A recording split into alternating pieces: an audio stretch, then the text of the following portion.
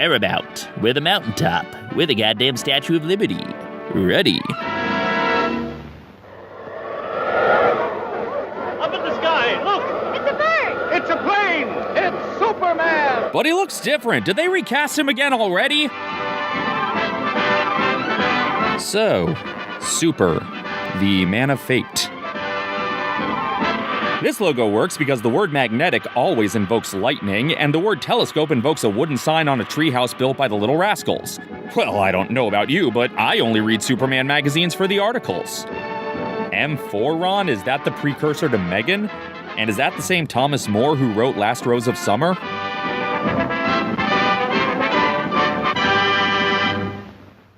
Faster than a speeding bullet. Smarter than the average bear. Powerful than a locomotive. Come on, Kal-El, do the locomotion. Tall buildings at a single bound. Weird they built a skyscraper in the middle of a public park, but... The Man of Steel, Superman. Possessing remarkable physical strength. Not necessarily strong strength, just a level of strength that's worthy of remark. Disguised as a mild-mannered newspaper reporter, Clark Kent. We ran out of narration before music, so it's all you, Timberg. Okay, you can have one more, but this is the final frontier. Starlight, star bright, let me zap you with the beam tonight. Pride Rock is in Metropolis? Oh god, it's a D.W. Griffith film shoot! Everybody run! All these people are waiting to get their virtual cues for Runaway Railway. What do you think of the professor's show now? Now that they've added his and Marianne's names to the opening credits. Nothing goes wrong. Oh no, it's one of the fireballs from Chip's challenge. Honestly, the damage is shockingly minimal for an actual star bouncing down the road. I am impressed with the Daily Planet photographer's ability to get a snapshot of the exact moment of contact. And I realize, gentlemen, that the safety of the public is of special import to you. Dr. Venture? Almost as important to you as my ambitions are to me. But you request that I give up my experiments which are the culmination of 30 years of dreaming and planning is impossible. Tonight, those dreams will become real. And the legends were real, and they became men. Under my control, it will be brought to within a mile of us. Then, after a close examination, I'll send it back again into space. You're tampering with nature endangers thousands of lives. Yes, and even at the possible cost of those lives, I shall continue my experiment. This is just footage of the latest Tesla board meeting. We're prepared to stop you. And I warn you, sir, any interference may prove disastrous. Side-eye and sashay away. Stop! We're stopping you, just like we said we were prepared to do. Ah, but the scientist has outwitted them with closing up a department store technology. Now to forward this comet to 10 friends for good luck. And 2 seconds of rest for the animators, and... spin the observatory! So it's not so much a magnetic telescope as a telescope that comes with a magnet.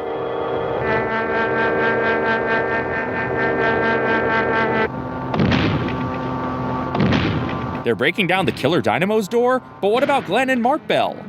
That might be too deep a Homestar reference even for me. Take that, metallic vampire! Listen to me, you meddling fools. And your mangy dog? Without that power, the comet is out of my control. It's a real Walter Peck situation up in here. Any minute. Stop! Do you hear? They don't, because the generator also powered your PA system, buddy.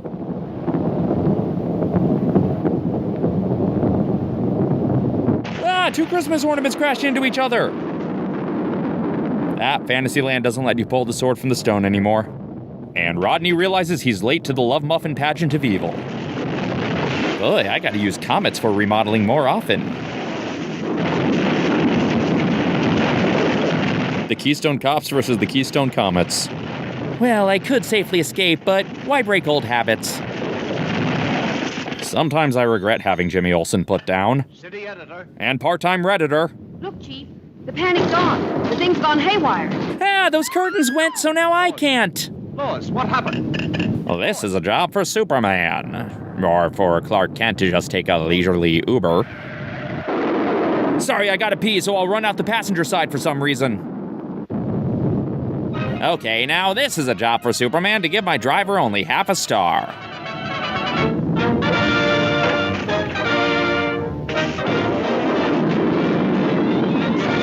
know this hole anywhere. The Kool-Aid Man's been here. Superman!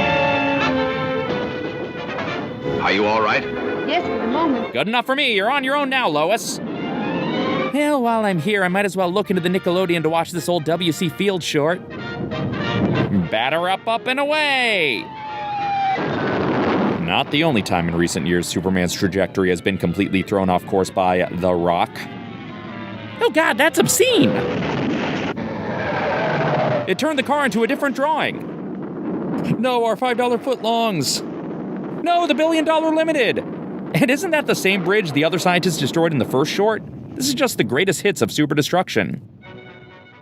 Okay, I'm awake. Stop pelting me with rocks.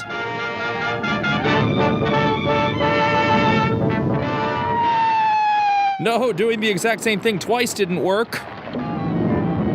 This is the best way to get a face tan. Who framed this shot? Now, how is that skylight not broken already? Well, looks like the only thing I have to do is just clean up the mess the cops made. Anyway, this seems like a perfect place for a tetherball court.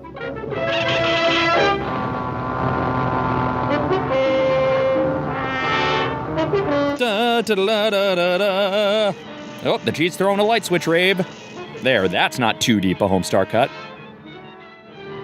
Miss Lane, the control. But I've never driven a stick shift telescope before.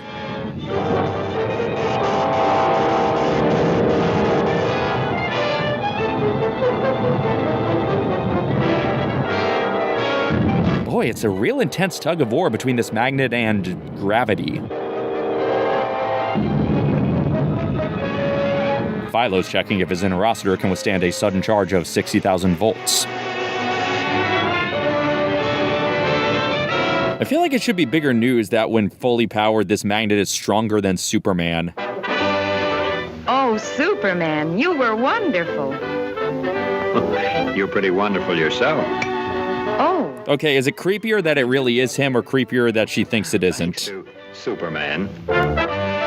Superman will return and maybe actually confront the scientists responsible for all this destruction. Miracles from Manicules. True Boardman, much better director than False Boardman. Ooh, Bill Melendez. It's a man-made miracle, Charlie Brown. Was John Sutherland trying to build his brand in a Walt Disney-esque way? Was his ultimate goal Sutherland Land? This was a bold direction for United Artists to take with Lord of the Rings. My name is Dan Ferguson. I'm a writer. I carry a badge. My assignment was to explore one of the nation's leading research centers and show the effect of the work done there on all our lives. Which was an odd assignment since I write for Cat Fancy. I got out of my car and started toward the entrance. Well, the film noir narration is certainly putting me in the mood for an industrial film. Into the research headquarters of one of the leading rubber companies in the world. And I didn't even know what made a ball bounce. I think it's I knew I'd sing-alongs. find the answer before I left this place. Well, time to enter control headquarters. The vice president of research was to be my guide in this adventure. Bill Melendez's animation is way more lifelike than I remember. An assignment. What can I do to help? Doctor, I'm here to uncover some of your man-made scientific miracles. For example, magnets, how do they work? In school, I'm a babe in the scientific woods, if ever there was one. I am very much not enjoying how much this guy looks like Matt Gaetz. Very open and at the moment very empty. I'm what the kids call a himbo. How to start my story. Here's one possibility. It was the best of times, it was the worst of Might sober in times. thought. But if it hadn't been for what you hold in your hand, we might have lost our national neck in World War II. Synthetic rubber? Precisely.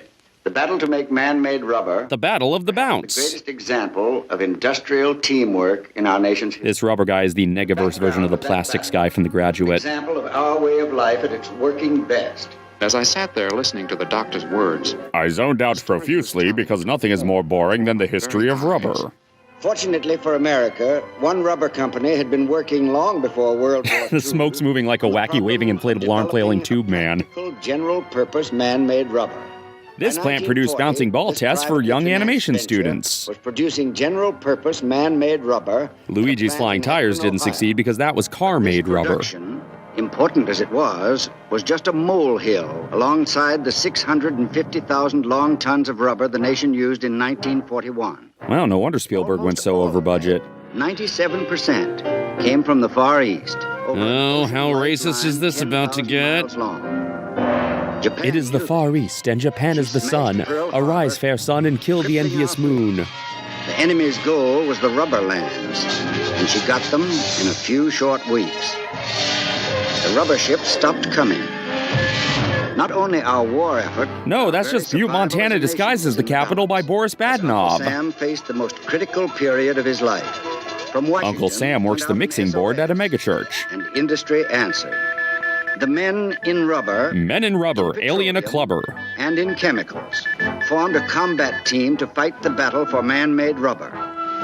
It was a battle we had to win. Yeah, that line didn't age well over footage of people running into the Capitol. And at home.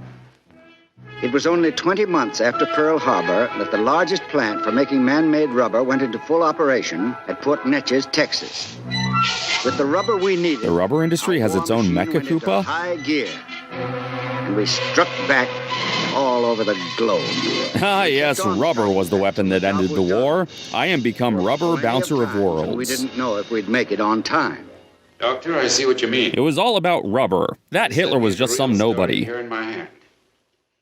But my next question is, how did you do it?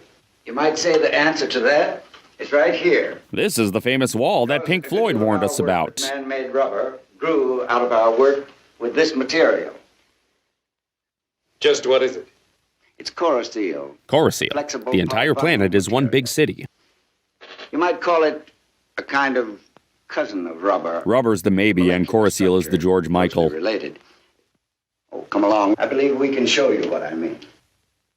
Hey, it's a teenage Alfred You'll get Yankovic. a good deal of the information you want in this film. Ah, not since How to Use Classroom Films has an educational film so clearly shown us a different educational film. They're cousins. They're chemical cousins all the way. Polyvinyl flexible materials and man-made rubber are closely related in many ways. Through marriage. The first of these, polyvinyl materials, comes from very simple beginning. Hey, this real film ripped its art style off from his daydream. Limestone and coke. Pepsi is unacceptable. In the manufacturing process, Oh, it's a descendant of Little Caesar. Water Rabber. plus electricity produce hydrogen and chlorine gases. After work, this scientist is going to go get harassed by the Pink Panther. Coke and limestone are combined. That's how they made to form Ginger Lime acetylene. Diet Coke. These two gases are then combined in Remember, kids, always vacuum up your gases and then touch it up with a blowtorch. and cool, and thus converted to liquid form. To be drunk raw by contestants on Fear Factor. Vinyl chloride. The preferred audio format of hipster chloride. A single drop contains literally billions of molecules. Billions of molecules. The addition Okay, of I'm a done referencing that. catalyst to vinyl chloride Looks like an works a orgy at styling Mr. change. DNA's house. The catalyst, like Tom a top Hooper's sergeant catalyst. who never joins the rookie ranks, still gets plenty of action. All right, you guys. Fall in on the double. Come on, soldiers, take me The seriously, effect of the please. catalyst makes these molecules grow and hook together in long, strong chains. Which Fleetwood Mac This refuses to bonding break. reaction is known as polymerization. Nothing wrong with polymerization as long as you're open and honest with your partners about it. They fuse into Stretch Armstrong. Stretch and return. In this case, the process of polymerization results in the material polyvinyl chloride, Polyvinyl This material is plenty foamolate. but of no practical use until a plasticizer is added. The plasticizer's softening influence makes these tough characters pliable and workable.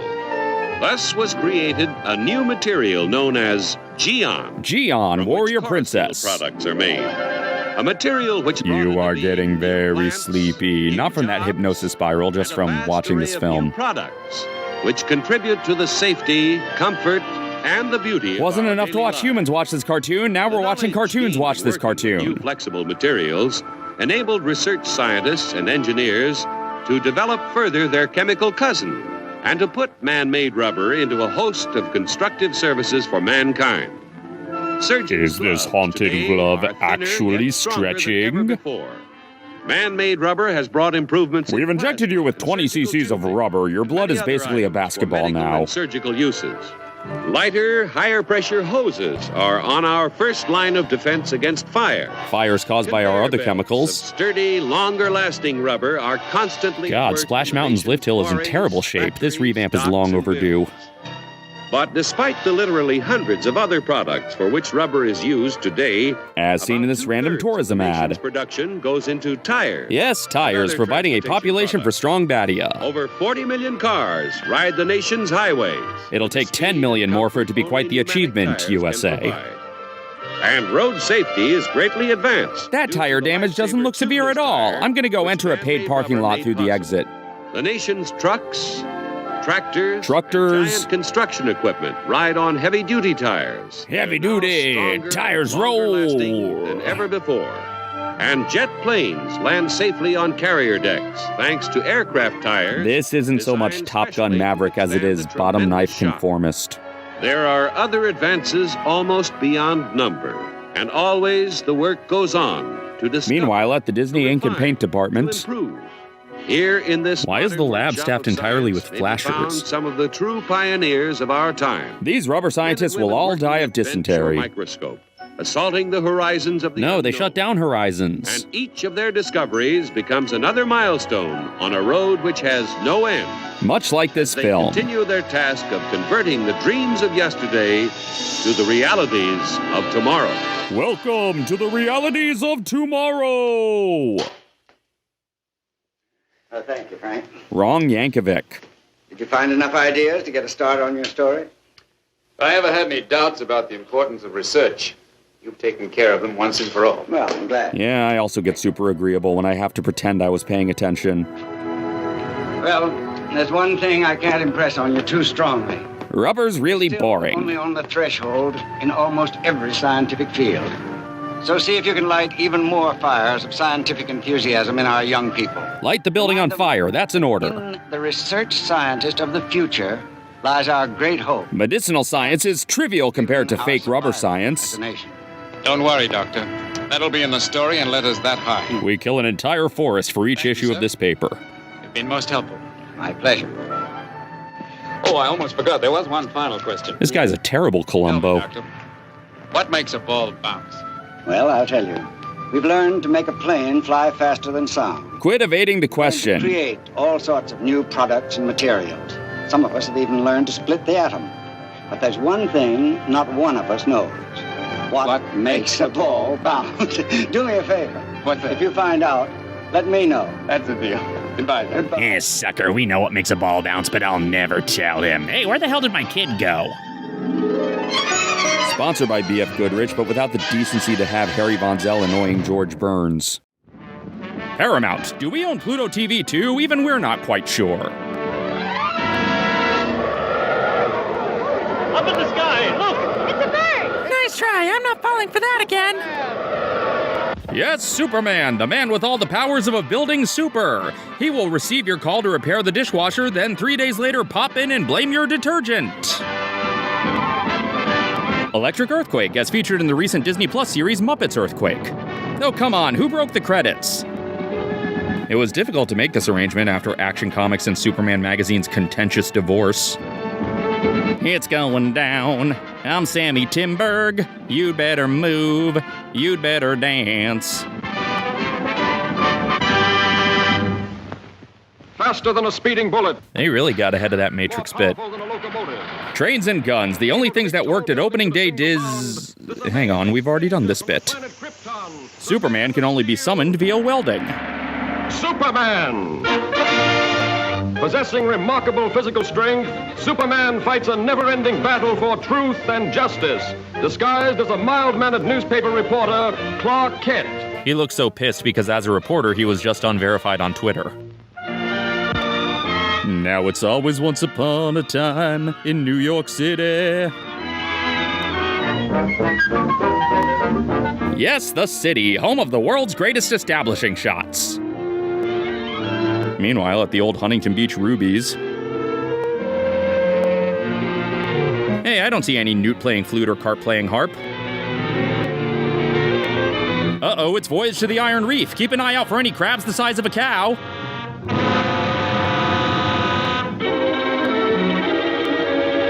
If only the guy from Double Indemnity was here to tell me about the man-made miracle that is these rubber hoses. Well, this tea's been steeping long enough.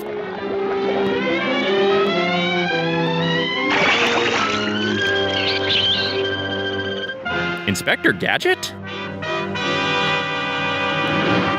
Those stairs lead to the Onceler's office.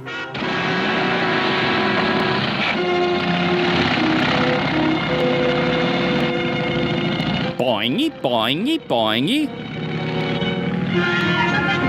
Soon budget cuts will have them down to the weekly planet, or the monthly, or just occasionally planet. And I still say Manhattan rightfully belongs to my people. Oh, boy. But just what do you expect us to do about it? You have a newspaper. Publish the truth. Have the island vacated immediately. It's fantastic. Why, that's ridiculous. Ridiculous? Maybe modern science will make you think differently. Well, this is the first Superman villain I'm rooting for, so that's something. I've never heard anything so absurd. You know, from the look in his eyes, I'd almost believe he was in earnest. No, he's just a harmless crank. His people literally built the Empire State Building. Don't be suspicious. Don't be suspicious. So a villain in a superhero story whose viewpoint is correct, but whose methods go too far. I can't imagine anyone will ever try that again. Bum-ba-da-ba. Oh my god, she has a reflection? This whole time I thought Lois was a vampire. Come ahead, Miss Lane. You wouldn't want to miss this story, I'm sure. Well, I guess this depiction is not quite as racist as other cartoons.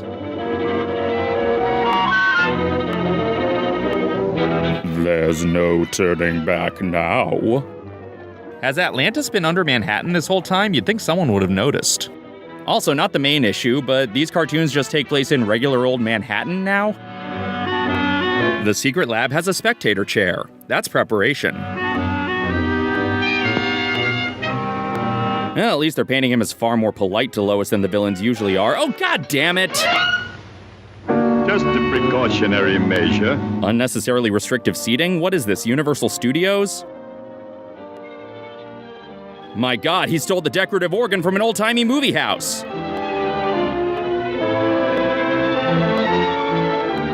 Now to begin his Captain Nemo impression. It's time for some gauge porn! Well, somebody splurged at Savi's workshop. Man, interocitors come in the craziest shapes these days. And set the built-in egg timer. Why is the periscope Mary Poppins' umbrella handle? Good thing I got the DTV converter on this old set. Yeah, when does this get interesting? Miss Lane, get ready for the greatest story of your career. Do all the bad guys have a manual on how to act when Lois stops by? Oh no, he's bug zapping Manhattan. One little Spock is racing along the ocean floor. Dun da da da da da da da da. Boy, the Fleischers hated bridges.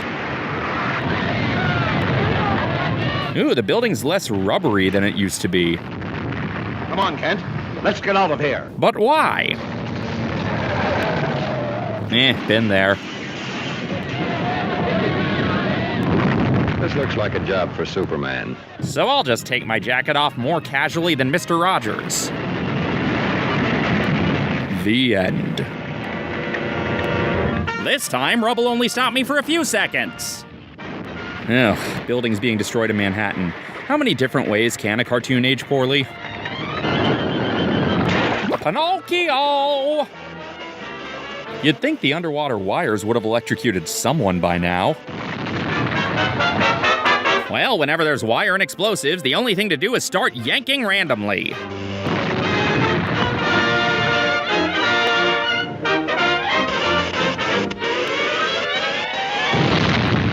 Oof, right in the super balls.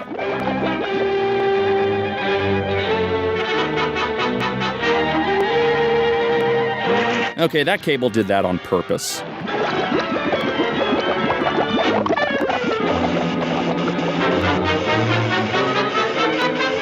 Happy New Year! Pull the poppers!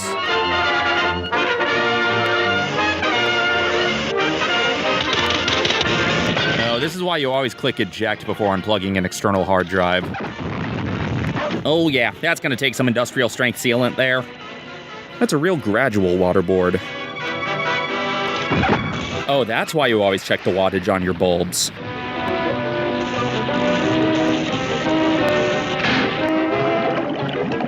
Everything's blowing up and the power's going haywire, but the elevator still works. Ah, well, this sucks. Restrained and wet, it is Universal Studios. Superman, slightly stronger than a vacuum. Yeah, I can fly, but climbing's more fun. A girl is still down there. A girl? Oh boy, oh boy, oh boy, I gotta go see myself a girl. And with Superman out of the way, he can jumpstart a car. Then he closes and reopens the box, and the dynamite is replaced by a beautiful assistant. Guess I could have saved time by not escaping this hole. I have nothing to say to you, Lois.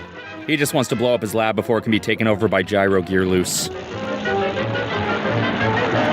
This was an even odder than usual episode of C-Lab 2021. Well, lifting a villain from below is a change of pace. And now we're just starting Newsies. Well, except for all the buildings that were already damaged, but hey. Oh, it's a time-lapse from rough sketch to finished art. You know, Lois, the old island looks just as good as ever. Clark, you're facing Jersey. Thanks to Superman. Superman will return and continue to uphold the status quo because that's the American way. Oh boy, a film forced on you by a door-to-door salesman. Okay, is this the fantabulous emancipation of one Harley Quinn, or is this the 2002 TV series that was trying to be Buffy and Gotham? Wasn't William Finley the mad scientist from Nightmare Before Christmas? Among the birds of prey are the owls, the vultures, the eagles, and the hawk. Well, good night, everyone. Hawks and vultures are often seen soaring majestically high in the sky. The other two just tumble through the air awkwardly. All birds of prey are carnivorous. No, really? Other animals.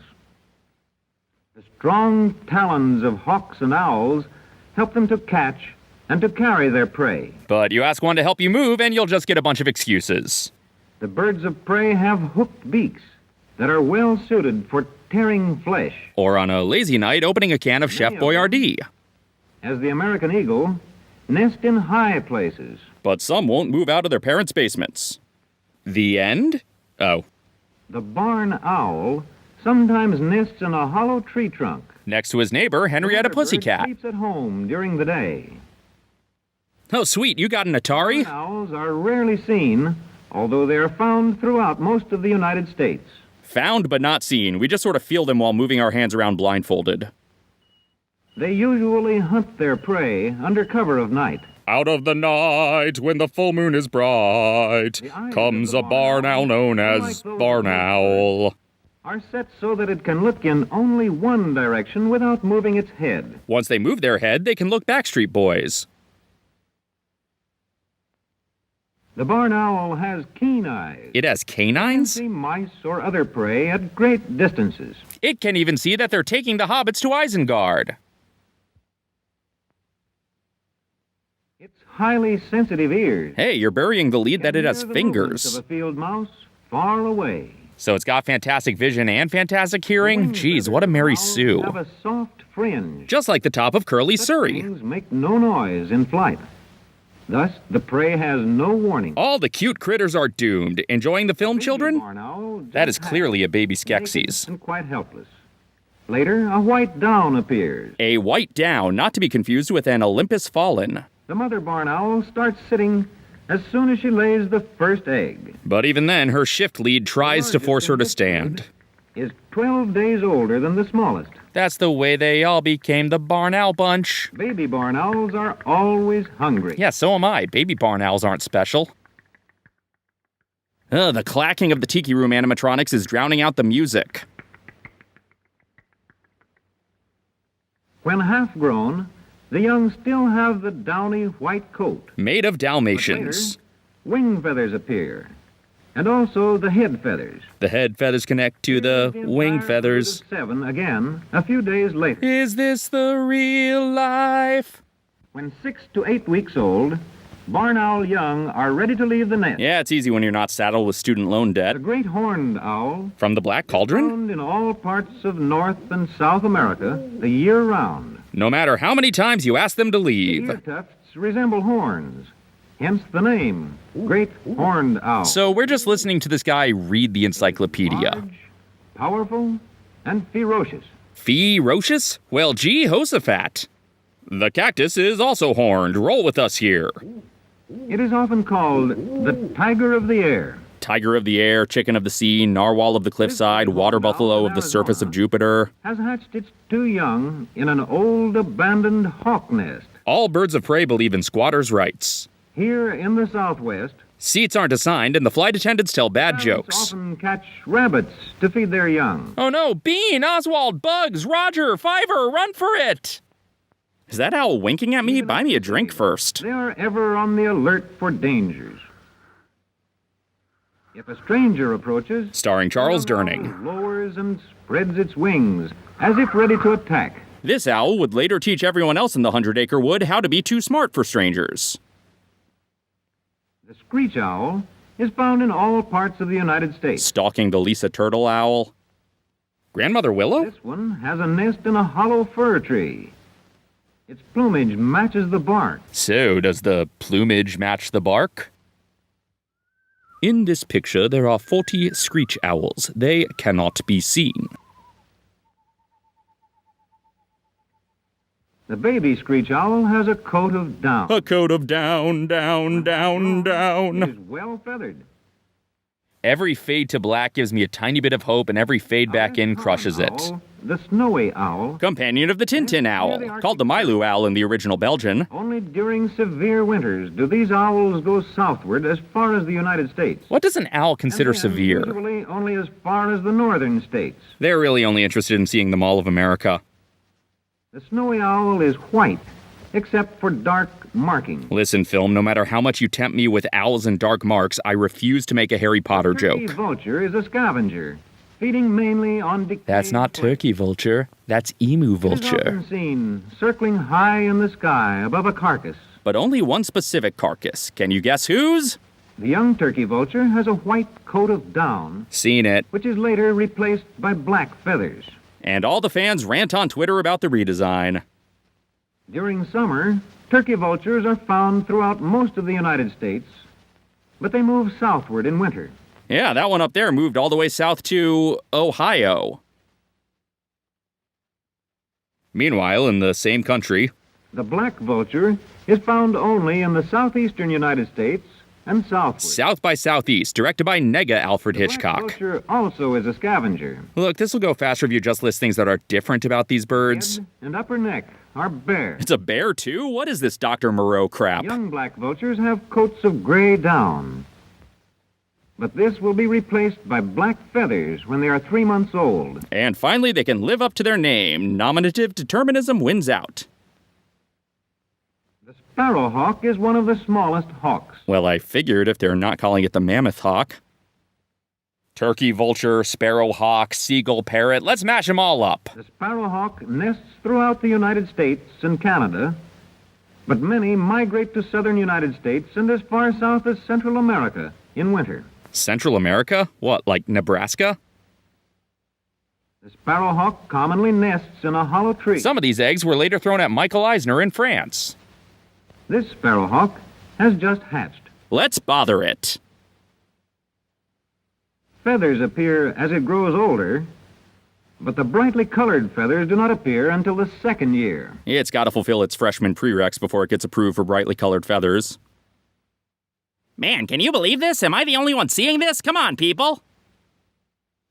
The marsh hawk. Fluffy puff marsh hawk. Weeds and marshes throughout the northern and western parts of the United States and north to the Arctic Circle. The winter home extends from the United States to South America. We could show you a map of South America to demonstrate, but we're not sure what it looks like. During the nesting season, The parents are busy providing food. The children demand McDonald's, but the parents insist they have food at home. Oop, almost lost my balance there. These talons are great for grabbing, less great for standing. Marsh hawks live almost entirely on field mice. But they occasionally enjoy a city mouse. The mother holds the mouse in her claws, and with her beak tears the flesh. Hey kids, Mickey went to live on a farm upstate, but he's still under copyright for the next 150 years. The rough-legged hawk winters almost entirely within the boundaries of the United States, but in summer migrates northward to nest in Canada. Just because the warmer it gets, the more they really crave Tim Hortons. The rough-legged hawk sometimes nests on a high cliff. Who gave Clavin weed? A brood usually consists of 3 or 4 young. These young are nearly grown. And these olds are still pretty young. Who needs labels? The parent birds often bring rabbits or squirrels to the nest.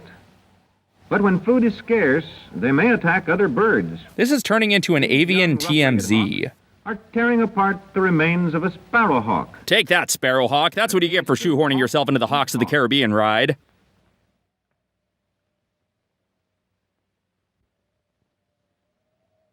The red-tailed hawk is found in all parts of the United States. Especially your attic. In mountainous country, the red-tailed hawk often nests on a high ledge, where it spends its free time pretending to be Batman. There, now this is a proper Birds of Prey short. The red-tailed hawk preys largely on small animals, including snakes and fish. This bird eats Satan and Jesus. Total religious anarchy. 2 months after hatching, these young red-tails are nearly full grown, and they are learning to fly. Thank God they're not being taught by Raoul. Been a while since we've heard from the Eagles, so I guess they're busy taking the ring to Mordor. Okay, I guess the filmmakers had to cut this short before they just started throwing baby birds off of a cliff.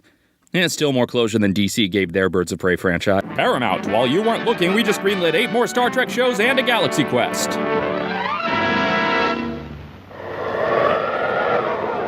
Up in the sky, look! It's a bird! It's a plane! It's Superman! And he's assuring us that this cartoon won't be as racist as last month's. Superman in Technicolor, demonstrated here with letters so bright the color differences are barely perceptible. Ground she's moving under me, tidal waves out on the sea, sulfur smoke up in the sky. Pretty soon we learn to leap tall buildings in a single bound. Willard Bowski, he's got to be one of the Cooper kids, right? Look, sometimes you want more, but you know you ought a fewer. Faster than a speeding bullet. Hotter than a volcano. More powerful than a locomotive. Able to soar higher than any plane. 8 episodes in, and the credits finally realized he can fly instead of jump. The Man of Steel, Superman. Possessing remarkable physical strength, Superman fights a never-ending battle for truth and justice. Except for last time when he fought on the side of the oppressor, but... Clark Kent.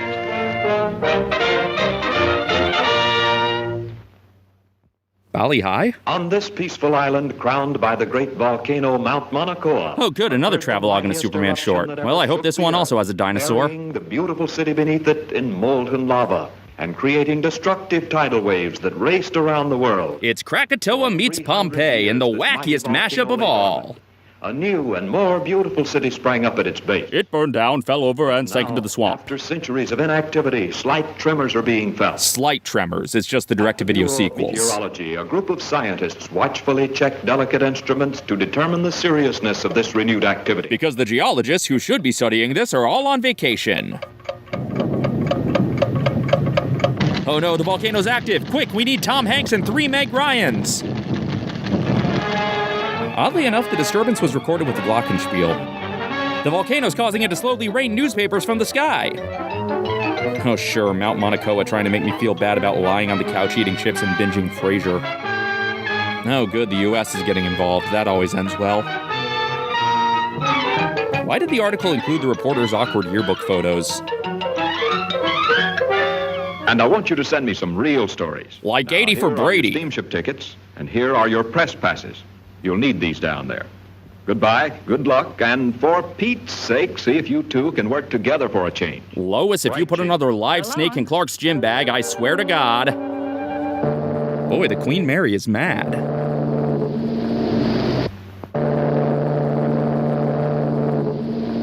Whoa, juxtaposing the steamship smoke with the volcano smoke. It's like we're the real volcanoes, man.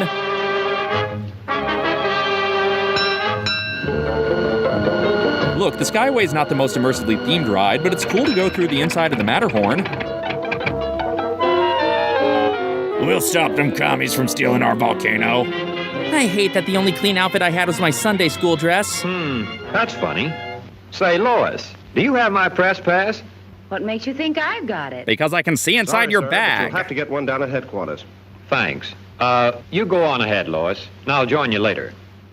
Now, what did I do with that? Poor Clark.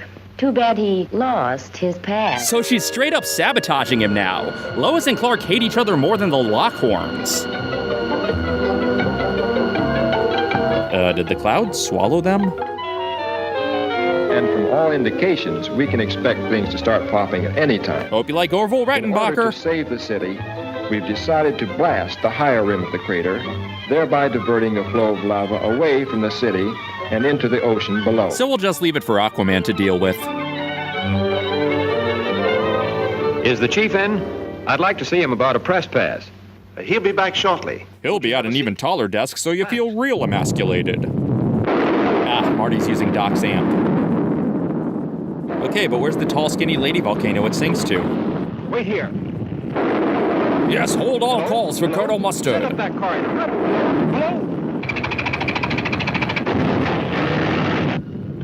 Oh, it just stopped because Eisner and Mickey are introducing Mary Poppins. I warned them against dumping a silo of baking soda into a lake of vinegar. Oh, that's why meteorologists studied it, because the volcano's shooting meteors. Blast! Blast! I need a Baja Blast! It's urgent! Oh no, these extras from a Tintin comic are stuck out of luck. Look out! Oh, Miss Thane, this way! Should I still go that way? Oh, he's doing sad Keanu. High stakes hopscotch. That's a spicy meatball. Great super hearing, Clark.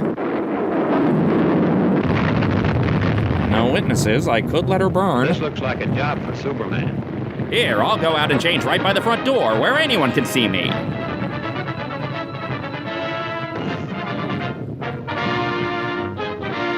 Boy, Discovery Zone has gotten intense. The death of Pride Rock. I'm king of the hill. Paramount gave that rock's grandkid the role in Raiders of the Lost Ark. Yeah, that boulder was a Nepo pebble. And the city doesn't get crushed by a boulder, but it does drown in a tidal wave. If I'm gonna die pretending I'm on the monkey bars. Oh, it's all right, everyone. The lava's just gonna destroy a Thomas Kincaid painting. In Technicolor! Boy, this grown-up reboot of Legends of the Hidden Temple really raises the stakes. Oh, I can't shake the feeling I dropped my keys. Ah, crap, this looks so secure. When visiting the volcano, enjoy the city. Oh, sure, you heard that. Okay, I guess she's safer on this ledge. What the? That lava just hit her in the head. I'm gonna save this rock. But not that one.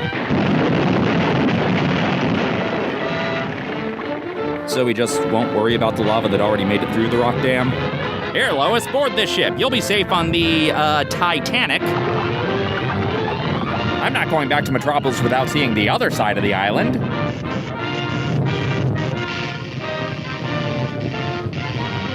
Da-da-da-da, deja vu.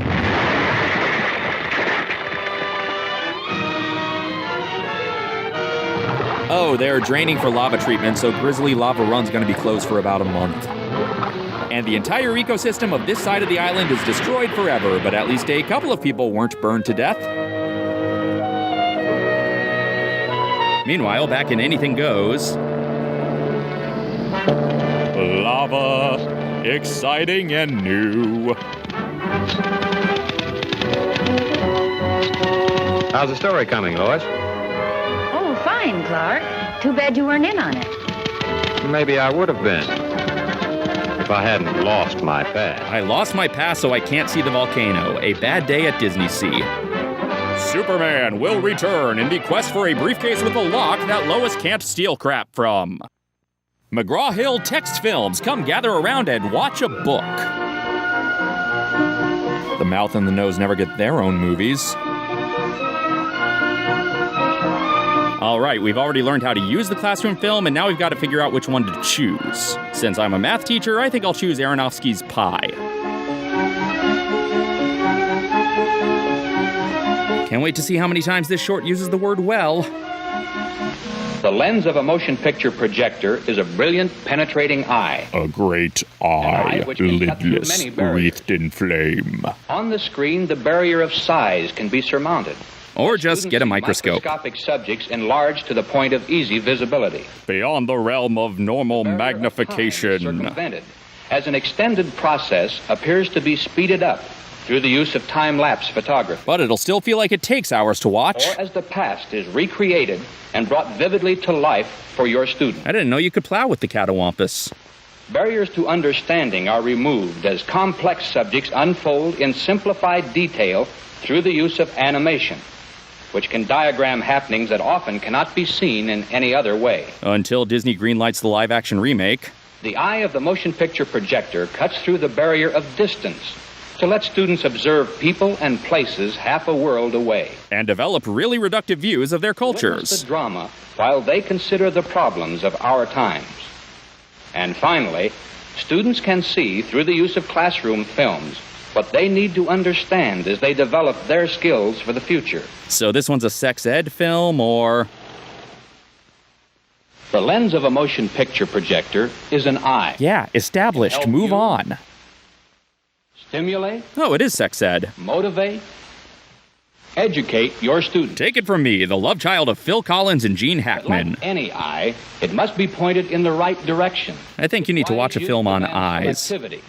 Behind the eye, there must be a brain. Well, now you're asking too much. Making the selection. Choosing the perspective that serves your goals. A film that serves Dave goals, I mean. Gotta make sure there's a meaty role for Gonzo. I feel like printing the word goals on a screen was a waste of department resources. The classroom have several purposes. It lets you sit in the back and take a nap. The film to know that there is a connection. It's all connected, man. Film and the techniques used to achieve that purpose. Illegal back alley techniques. We'll consider the first of various purposes for which classroom films are designed. To stall for time while you write the next test. To communicate information. So to teach, now, like in a class. What techniques are most often employed in information films? Well, one technique, obviously, is a factual presentation, with the camera documenting actual events so that they become visual experiences. Like a vlog about dinosaur robots in a mall? From two films, which illustrate distinctive techniques for imparting vividness and immediacy to factual material. The first film documents life in a woodlot. Oh, the woodlot. I know my generation's nostalgic for it, but I just don't like baseball movies. I am reasonably certain I already riffed this last month. Well, at least the score's pretty.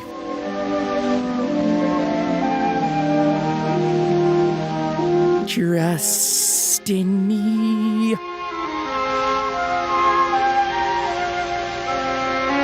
I swear, if that jerk thinks he can get me to bite from the fruit of knowledge. I'm just looking for Brittany. I want to apologize for giving her hives. Look, I'm out of Sparrowhawk jokes. Show me something new. This tree is going to get struck by lightning and turn into the Bruckheimer logo. In unchecked supremacy, it was the hawk that got the snake. In the library with the lead pipe. The twist which brought death to the snake brought a reprieve to the grouse chick, but a grouse fell prey to a fox. Oh God, it's somehow both an animal snuff film and vor fetish porn. The unfit and the foolish. Sorry, I thought that would be more interesting. In this story of life in a woodlot, the filmmaker took his camera to the scene of the action. He documented facts carefully and accurately at the moment when they occurred. Then he shoved a bunch of lemmings off a cliff. Students see the real thing. But Let's take a look at another excerpt from a film in which the subject matter required the substitution of an actual event for one as nearly like it as possible. We've secretly replaced this film with Filmer's Crystals. Children of the Wagon Train. So this is a direct-to-video sequel where the same plot happens to the kids. In learning, I guess. Sometimes after a day of traveling, Alfred Molina? keep your mind on it. Linkara? Norman Bates' mother? We all like the part where Mrs. Crawford reads to us from the book. And I know everybody would like to be able to read from the book, too, someday. It doesn't have the same effect when she just describes to us where Waldo is. Tonight we have a real treat. Pa has shot us a prairie chicken, and we have fresh meat for supper. Sister thinks she can improve on the recipe, but I doubt it. You'll never amount to anything, young Cordelia.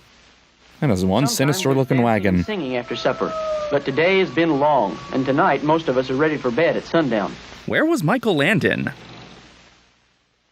In Children of the Wagon Train, historical material was reenacted in its original setting. We shot this on the actual prairie where Mrs. Crawford died of dysentery. It is factual information documented as carefully and accurately as the filmmaker can recreate it. I demand my pioneers have period-accurate feathered perms.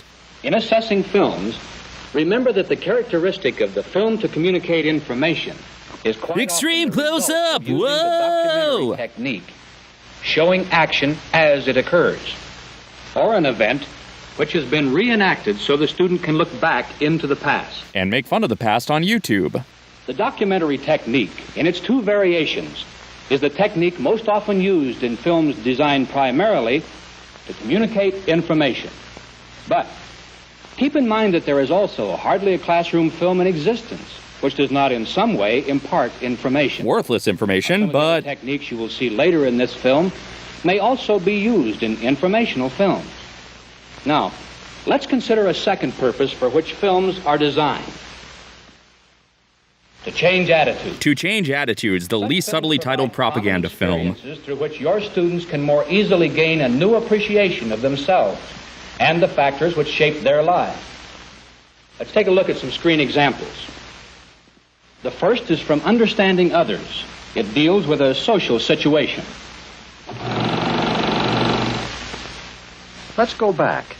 Back to the moment when Ben entered the room. Let's look at this incident again. We'd need to have seen it the first time. Are they laughing at me? Well, I'm the only one here, so they must be laughing at me. Behind my back. They think I'm odd because my clothes are old and worn, and because I have to spend all my spare time working instead of horsing around like they do. Them, the horse from horsing around. My whole life is different from theirs. I'm 20 years older than them. Begin to fit into their group. I wish they did like me. Maybe I could just walk over there and let them know that I want to be friendly. No, I'd better not. Why ask for trouble? That Ernie Davis, he'd probably make fun of me. So even boomers anxiously imagine the worst-case outcome of social interaction, huh? A bunch of snobs. Before we comment on this type of attitude film, let's examine a segment from another one. And forget what we had to say about this one. We've waited quite a while, and we still don't have a doctor. Yeah, that's American health insurance for you. We're willing to do almost anything to get one. We'll kidnap one tomorrow. All right.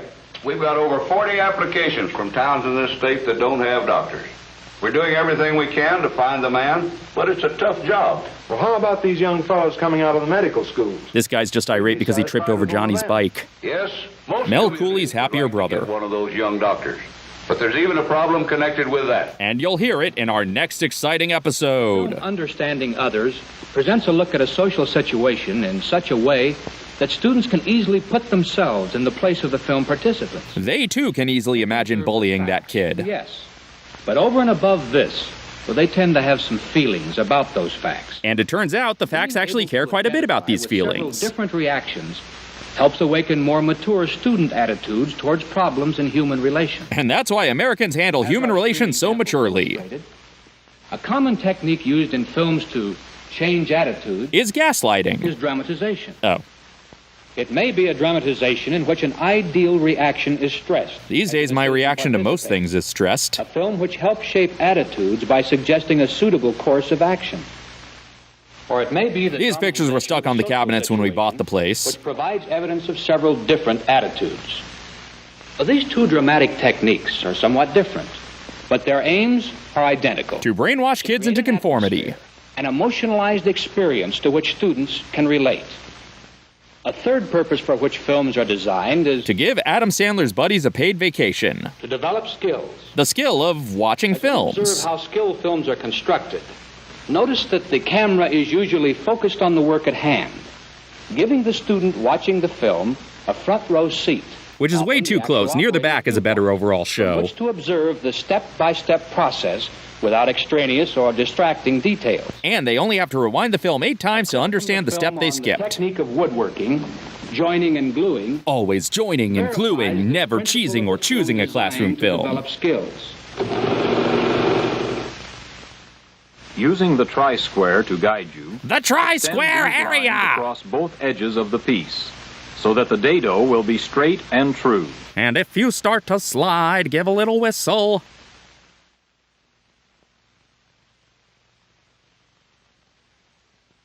Use a marking gauge to mark the depth of the dado. Because the dado won't put her hands up and surrender. Half the thickness of the stock.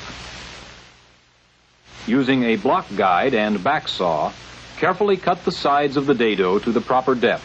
You know, if this film's gonna fill time by showing the other films, I wish I could just fill times by playing jokes from other riffers. Too large for the piece that must fit into it. Use the chisel with a mallet to remove. Is this an adventure game walkthrough? Chisel from both sides, leaving the cut high in the center. Smooth the bottom of the dado with a chisel or a router. The piece should fit snugly, but not so tightly that it has to be pounded in. And that's as erotic as the 50s got. In a film to develop skills, the technique most often used is one of presenting step-by-step close-ups of the process to be learned. Wait, what's step-by-step? We come now to the fourth purpose for which films are designed. To develop interest. Yeah, A+ work there. These films may impart information.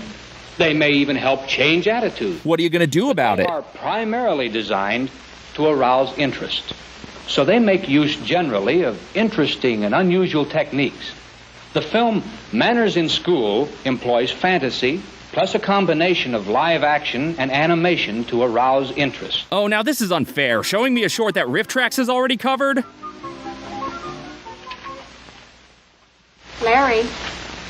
Larry Carson. Yeah? It's almost time for recess, Larry. This week, Spinelli takes Guru Kid's place. It's your turn to clean the chalkboard. Oh, Miss Fran, we were gonna play ball at recess. Honest, you better get somebody else. Some girl. But they love to run around, love to handle everything they see. Your turn. Class dismissed.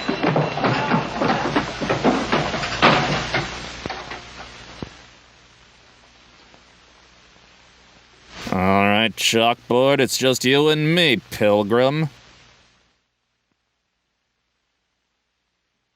I see chalk erasers have always been as effective as mopping up a spill with a rag soaked in chocolate milk. In his free time, Larry designs mascots for local dentists.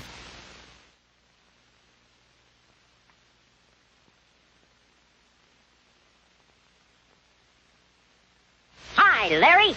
My name is Chalky.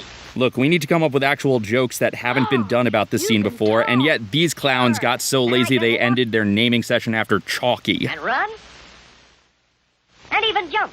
Why can't you sit still? Gosh. That's nothing.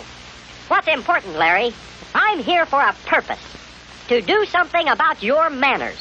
What do you mean?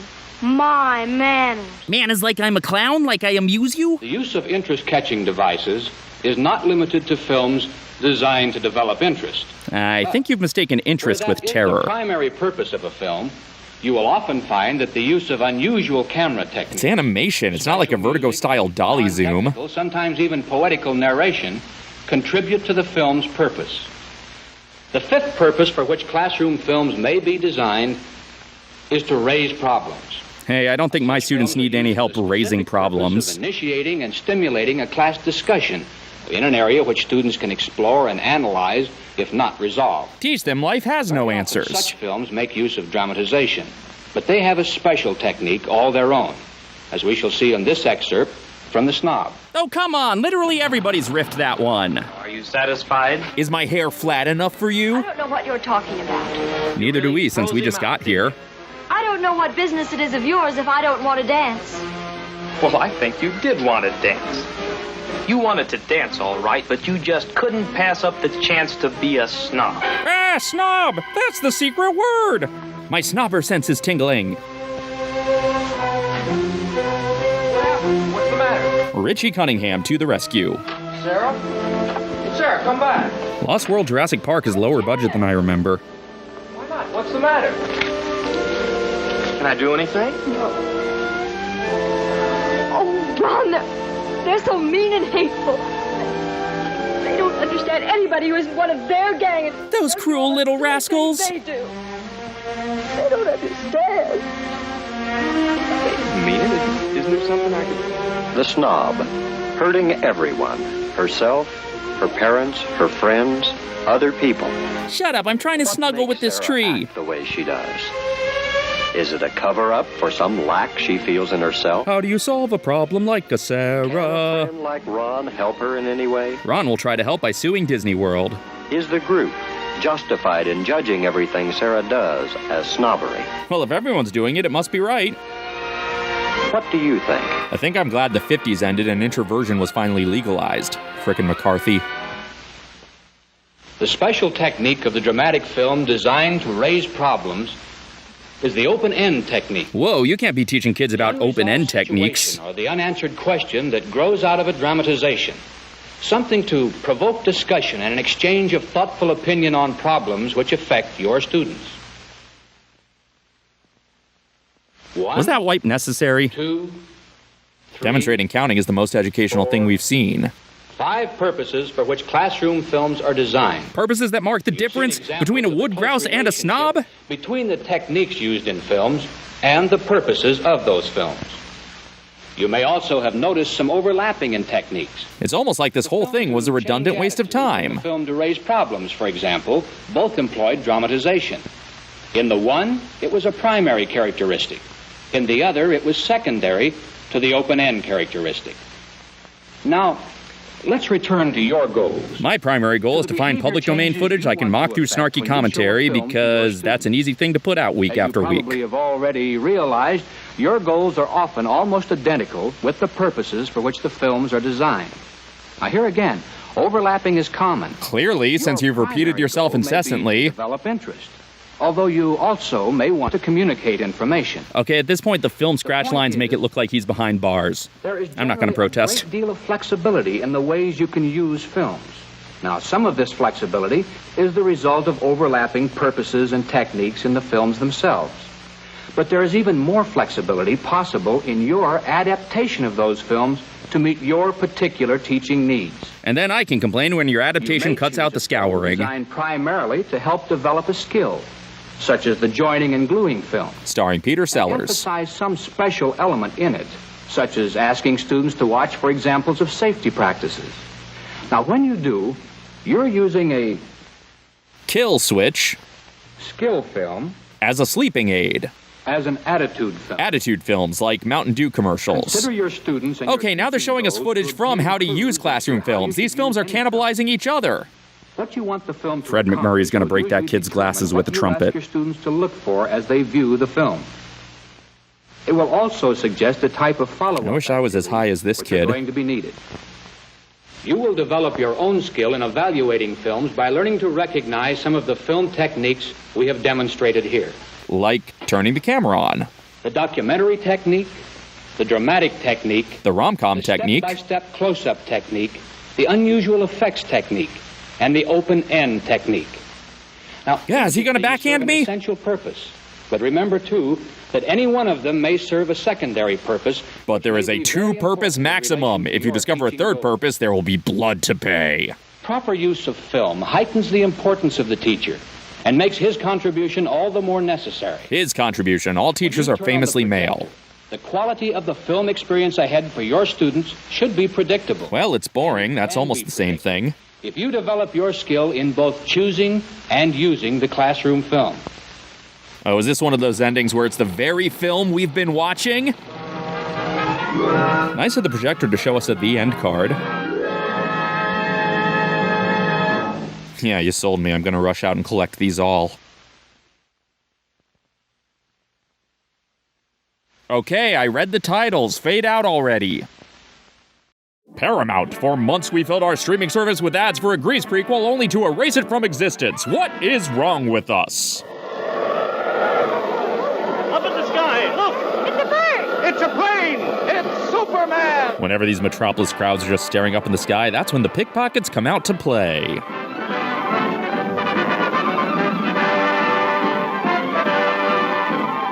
Oh, this year Oogie Boogie Bash is giving a Halloween overlay to Midway Mania.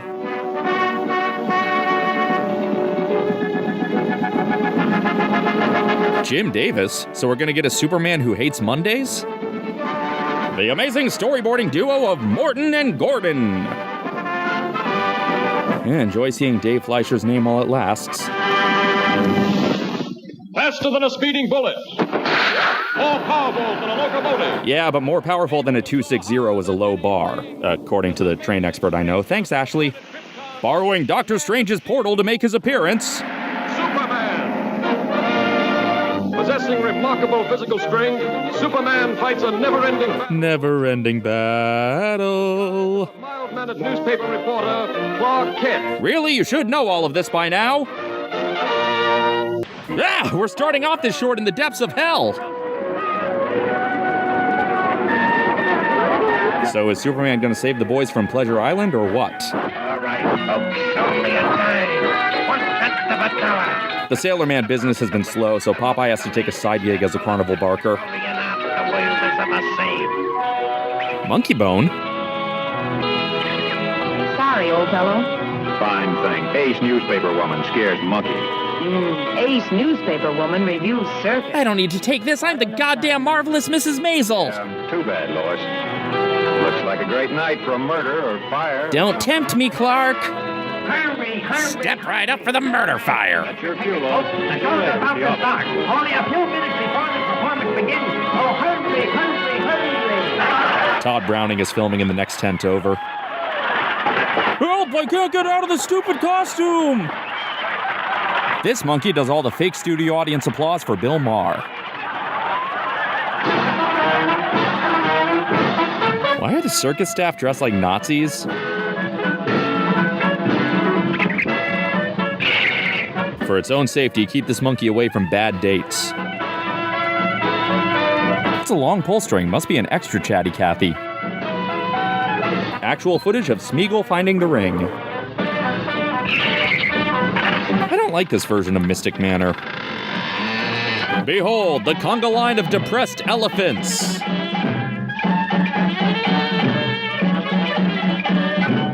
What is it, boy? Timmy stuck in the well? Oh, I am baked out of my gourd right now. Russell from Up, Little Lulu, and Vault Boy. Haha, cruelty to animals is hilarious.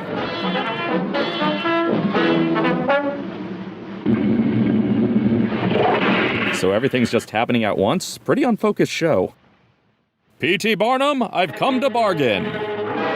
Gorilla Man, the animated series. And Dick Grayson's parents die in the chaos. Oh, I gotta get closer to this action. Why are her eyes scarier than the gorilla? It's Gorillaverse Travels. Quick, we still gotta mock the big-eared kid. Whoa, they leaked Gigantic? I thought Disney scrapped that before production. Come on down to the Primate Chiropractor. Trust us, it feels better than it looks. It's high time you learn to tie your own shoes, young man. Nice, you picked up the spare. It actually is raining men. I want animal crackers! Soundtrack performed by rubbing a trombone on a cello. Clark, it's like 10 p.m. Shouldn't you have headed home? Off-camera police cars. Time to solve the mystery of the dwindling animation budget. Get going, Joe. Let's see what's cooking. Quick, let's go back to the place I just came from. Yeah, we're in danger, but this is gonna be dynamite for my Instagram engagement. I knew I should have turned left at Albuquerque. Oh my god, the gorilla's wearing that weird duck costume. Faster than a speeding gorilla. And safe. Shouldn't this little girl be in the hospital with Curious George? I'm warning you, I'll protect this wall with my life.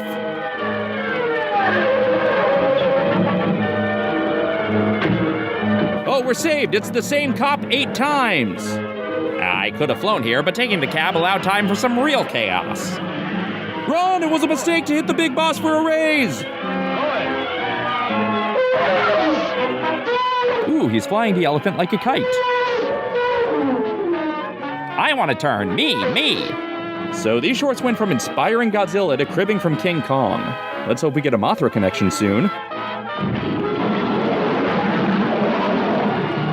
Yeah, it's not like you could have used your super strength there. Okay, now who's shooting? What's going on here?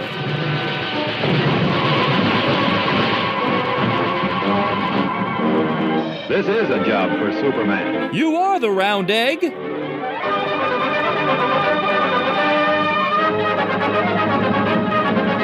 Oh, the Panthers restore the Snyderverse guy upset at the new casting.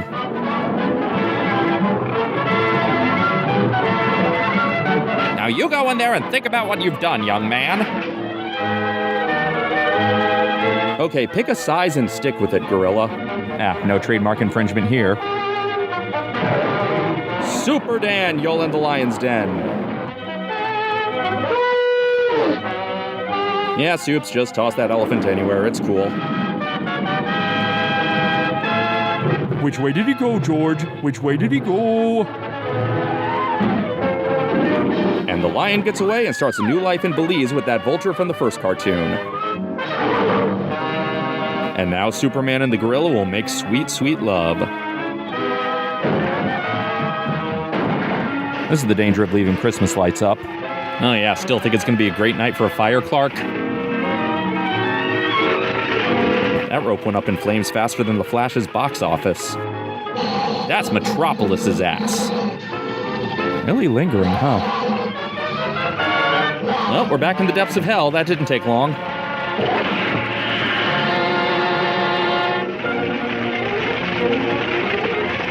Dan Hedaya? Go back to drawing him with closed eyes, please! And the punch shrank the gorilla down to the size of Tor Johnson. I knew that class on fishing for gorillas would come in handy.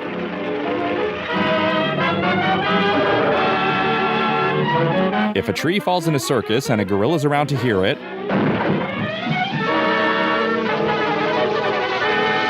Okay, don't look, Lois. I gotta piss this fire out.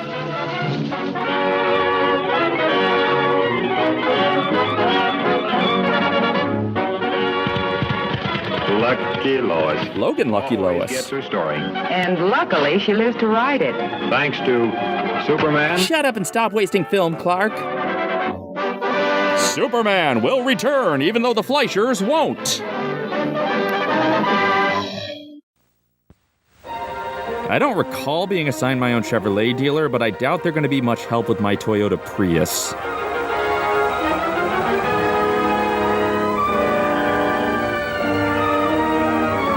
Well, if it's my Chevrolet dealer, I'm guessing this film isn't a guide to the wonders of public transit. Gale Storm? So it's just going to be a tour of Autopia's special woman driving space?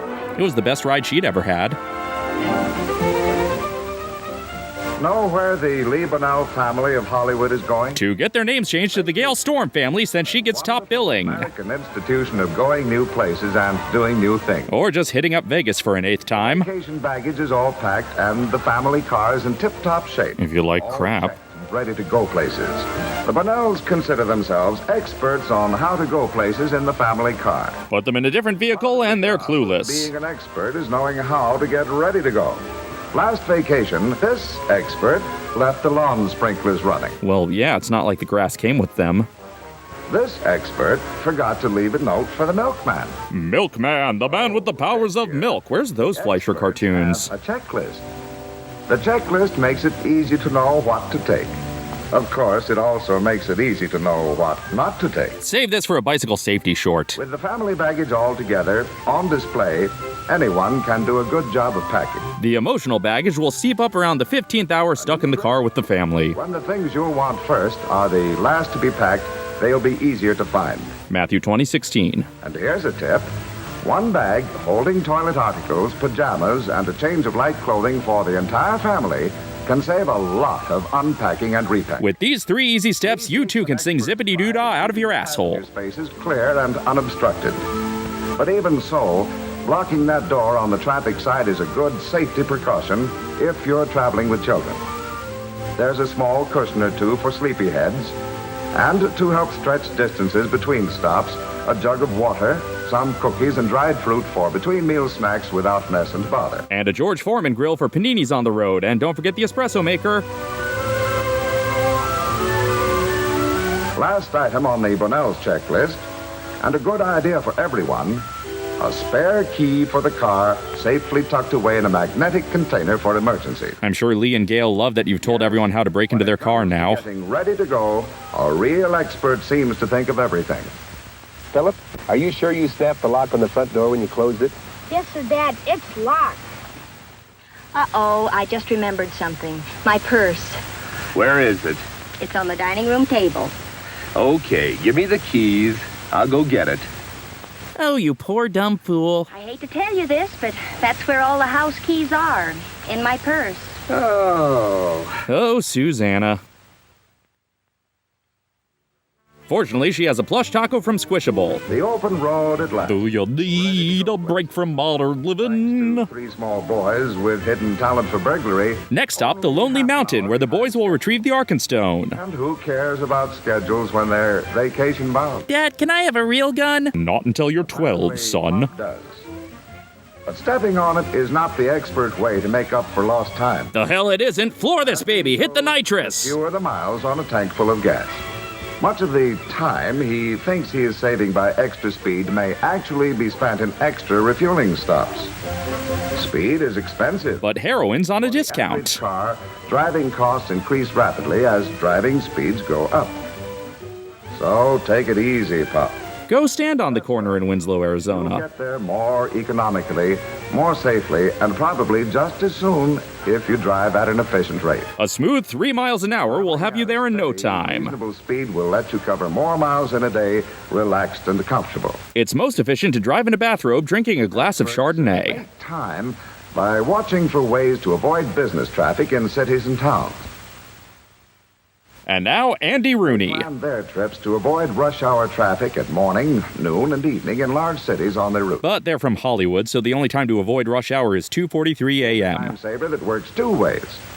Whenever possible, combine all your requirements for service, such as gasoline, regular checks of oil, tires, and cooling system, in a single stop. But it's not a food You'll stop. find you have plenty of time to get refreshment, exercise, and local information on highway conditions. Yeah, so it turns out the highway's being swarmed by giant lizards. You might want to take Coenga. Howdy, folks. Can I interest you in some boysenberries? Knowing how to get where you are going is one of the most important ways of saving time. But remember, it's so easy to get poor advice from people you just happen to meet along the road. Yep, down that way. They brought in the ADR team from Manos. He thinks so.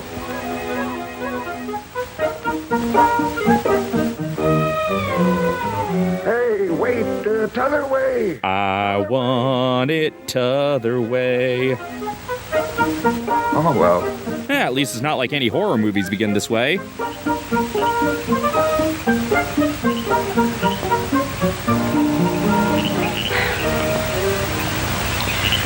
Confused. I'm hungry. I'm thirsty. And I'm Javert.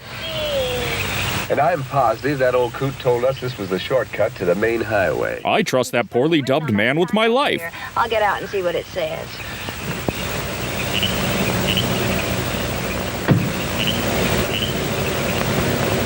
It says you should have bought a squirrel. No matter where you think you are, you are lost. Well, time to get ready for 6 seasons of mystery boxes. With a good map, highway navigation can be very simple. Next time you travel, try marking the route with 2 pencil lines enclosing the highway. The arrows call attention to important information. Of course, the library you borrowed this map from won't be thrilled. Travelers use the map to make an ingenious guide list of route numbers and key mileages. Key Mileage, starring Humphrey Bogart and Edward G. Robinson. Sections, each covering a map or a section of a map. Boy, before GPS was invented, I would have been dead in a ditch on my way to Baskin The Robbins. steering wheel, you can check off the route changes as you make them. Then you'll always know where you are and what to look for to keep you on the road. Well, if they had helpful signs the whole time, it wouldn't matter. A knowledge of direction often helps you get where you are going. Did you know that you can use your watch as a compass if the sun is shining? I can barely use my watch to tell time. Point the hour hand directly at the sun.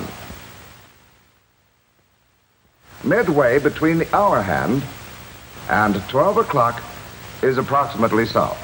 That's all there is to it. Oh, that's all. Just some casual road geometry. However, you'll find it pays to have a compass if you do a great deal of traveling in open country. It's not one of those ones that doesn't point north, is it? I refuse to go on another pirate adventure. When you're going places, knowing how to get ready to go and how to get where you're going are important.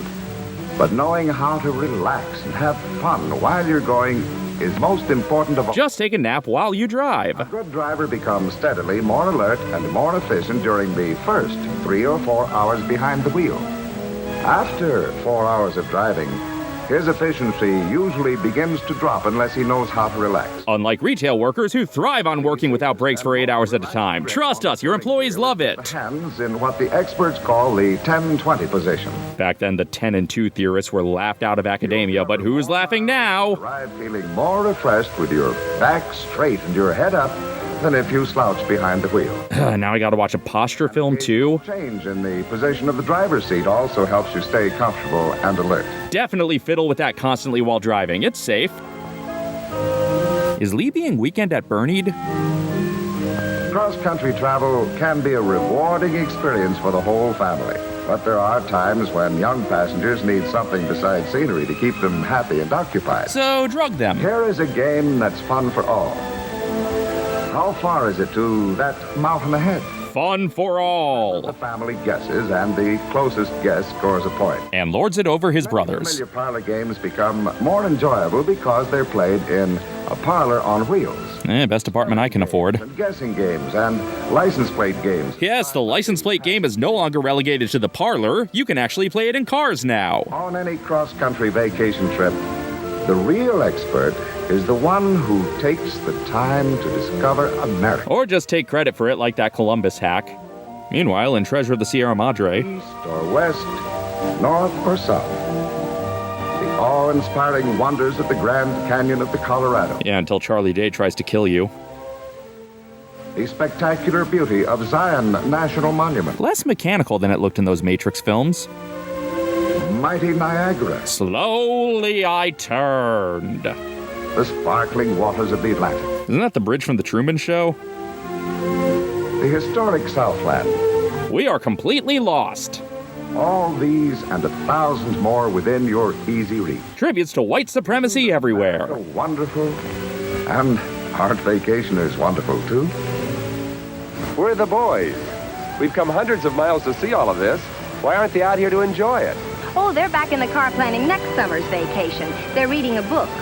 Reading a book? They should be playing their Game Boy. The title is How to Go to the Moon. But there's no footage of me on that Tomorrowland attraction, so who cares?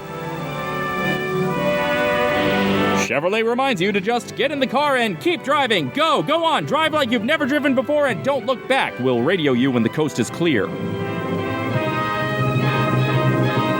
Oh, Jam Handy, where would the art of riffing be without you? Paramount. The Barbie movie didn't license that many clips from us, but still more than you expected. Up in the sky, look! It's a bird! It's a plane! It's Superman! Famous Studios. It's always been famous. I've never heard of Max and Dave. A showdown? Going downtown? You're gonna mess around? And yes, we're skipping the first Famous Studios short because even the title is too racist for me. There's gonna be a couple from the famous era we'll skip for racism reasons. Faster than a streak of lightning.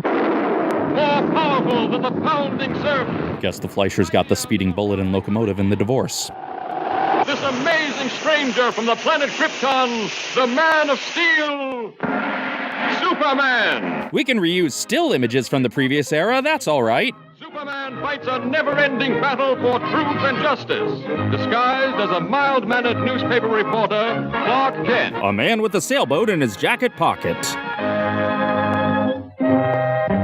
I'm sorry, we don't have a pulse.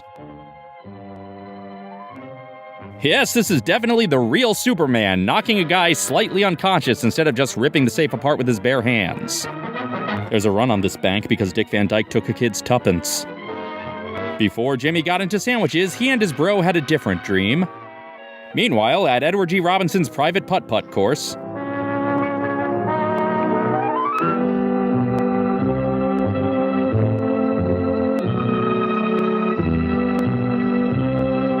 Hello, stupid. Hey, well, hello, stupid, to you, too. Come on, hand it over. It was Alfred E. Newman the whole time? Oh, from me, I didn't know you felt that way. This is a swell racket, boss. And the Superman outfit, it works like a charm. You've been moonlighting at Jumbo's Clown Room again. Gee, boss, it was only a fin. Next time, it'll be a Mickey fin. That's right, I'm gonna have you steal Disney dollars. So nobody noticed that it wasn't Superman's face. Why is Clark even bothering with the glasses? Superman against his fiercest enemy, Joe Friday. Oh, actually, that article's just about how Shelley refused to go to Stacy's birthday party. She said she was going to be out of town, but then they all saw her at the skating rink hanging out with Susie instead. Hey, you two. The editor wants you to cover the opera tonight. Where the hell did you come from? And don't forget, it's formal. Jimmy Olsen is really turned on by the idea of other people wearing fancy clothes at an event he won't attend. Bertie Wooster and Tuppy Glossop are asleep in the next box over. A Night at the Opera is less zany than I remember. An entire theater audience made up of Statlers and Waldorfs. Oh no, John Wilkes Booth! Here's Johnny. Young Queen Elizabeth? Well, she can't feel when she's using her opera glasses. Everyone knows that. Don't mind me, just checking your heartbeat.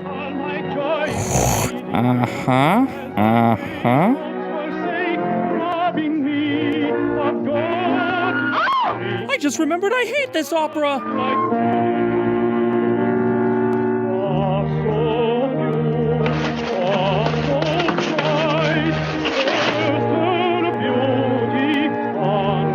It is Superman.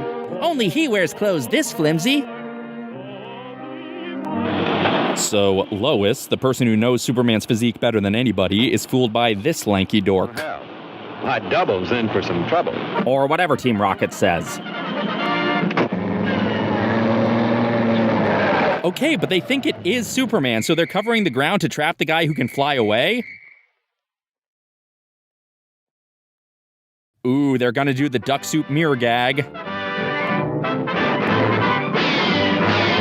Does this guy really not know bullets don't work on Superman? I don't think he put a lot of research into this role. Not exactly a method actor.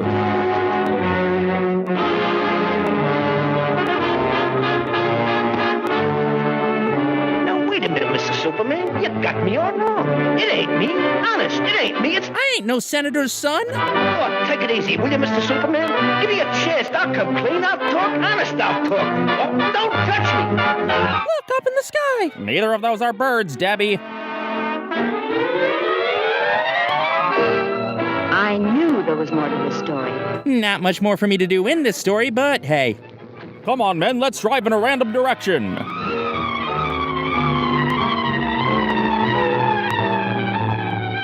He loves me not. All right, kid, this is your house. I'm gonna have a word with your mother. Well, did you enjoy the opera? Well, I fell asleep, but, grrr. What's the matter, stupid? Did you lose your tongue? And gain about 3 feet of height? Don't stand there like a dummy. Give me the jewels. Are you trying to double-cross me? Why, you... Hey, boss, that's Mr. Superman. Sorry I didn't mention earlier that I was bringing company. I didn't expect to see you here. Ah, take that. You're susceptible to gravity, right? Oh, right, I forgot. In these cartoons, he can only fly when the animators feel like it.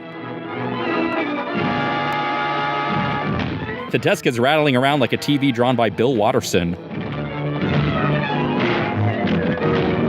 Oh, I don't care about me, but if this lamp gets hurt, I'll never forgive myself. Hey, sorry I killed your Rancor.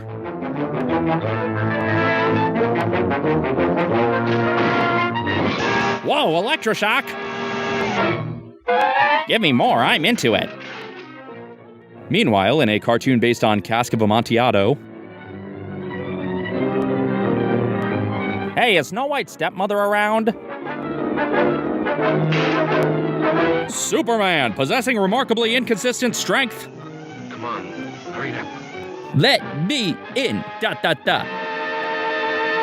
All right, now I, for one, have been craving In-N-Out, but if the drive-thru line's too long, I'm parking and sending you in for it. And they run Dr. Strange off the road. Ah, didn't turn off their blowtorch? Such a waste of power. Their hideout is a sensible suburban split level.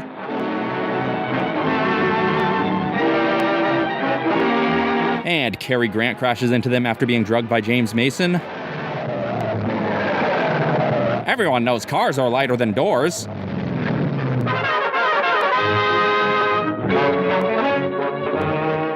Next time you play Superman. I want to be Goku next time. Boy,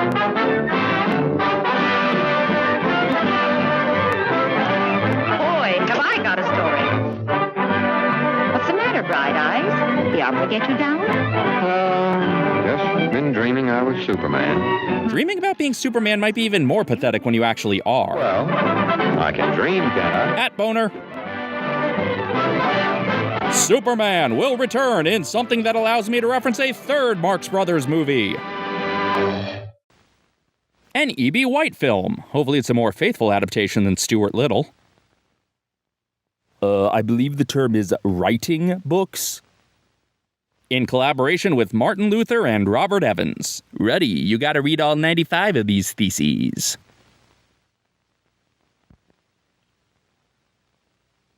This man is an author. This Barbie is J.D. Salinger. He has just finished writing a story. He thinks many people will like to read it. The naive fool. So he must have the story made into a book. He simply must. Let's see how the book is made. First, he clicks Export to Kindle. The story goes to the printing shop. This workman is a typesetter. He's just one of an infinite number of monkeys. The story so it can be printed.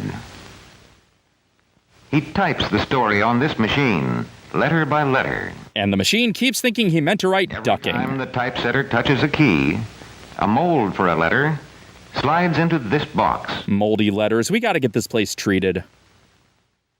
Many molds together make a line. No, a line segment. Every time the lever goes up, an angel gets its wings. Pours over the letter molds inside the machine. Why don't we see all this in Stephen J. Cannell's logo? When the metal cools off, it hardens and makes a line of words. Careful, you're going to make Eliza Doolittle sick. It takes many lines like this to make a page. Which is why I always double space at Arial size 14. So far, my teacher hasn't dinged me for it. As the typesetter works on new lines, a man takes the finished lines over to a long table. We're knights of the long table. Our lines are formidable.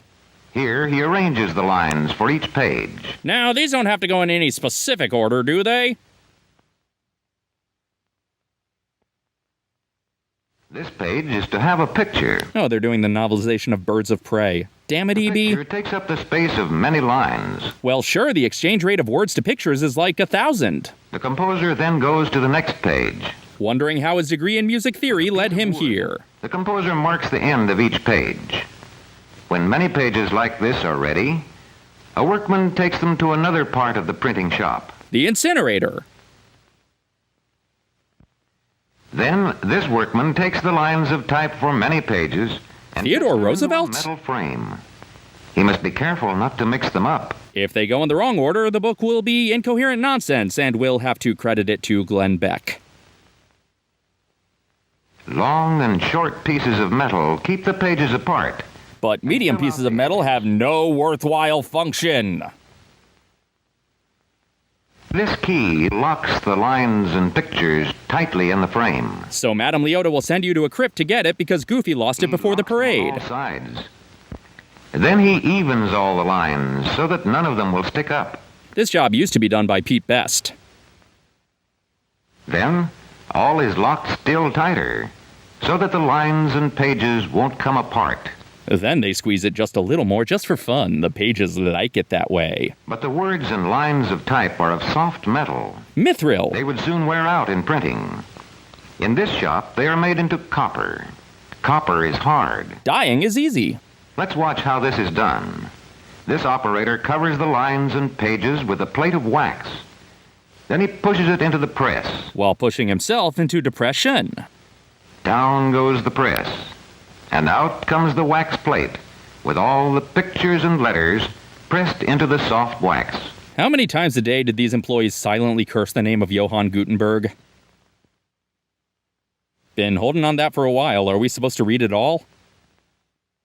Next, another worker dips the wax plate into a large tank which has copper in it. Copper tank is my favorite sunblock. It goes into all the places where the letters have pressed into the wax. It forms a solid plate. Not exceptional, just it has solid. The same letters and same pictures as before, but it is much stronger. We can rebuild it. We have the technology. Many books can be printed from copper plates. But some only from iron bowls. Now the plates are cut apart. This sharp saw easily cuts through the hard copper. And the employee's thumb.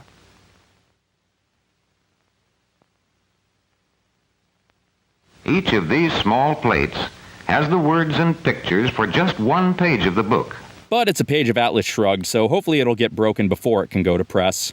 Next, the plates go over to the printing press. Here, this workman makes the plates ready for printing on this press. That is why they call him the ready man. Well, he's trying to get everyone to call him that anyway. The space where you see him now is called the press bed. Looks more comfortable than any bed at a travel lodge. 64 pages fit on one bed. One fell off and bumped his head. The ready man fits every plate tightly to the bed, in the right order. Wait, you wanted this in the right order? I thought this book was on shuffle. There are 2 beds on this press, one for each side of the paper. They're really trying to both sides this paper.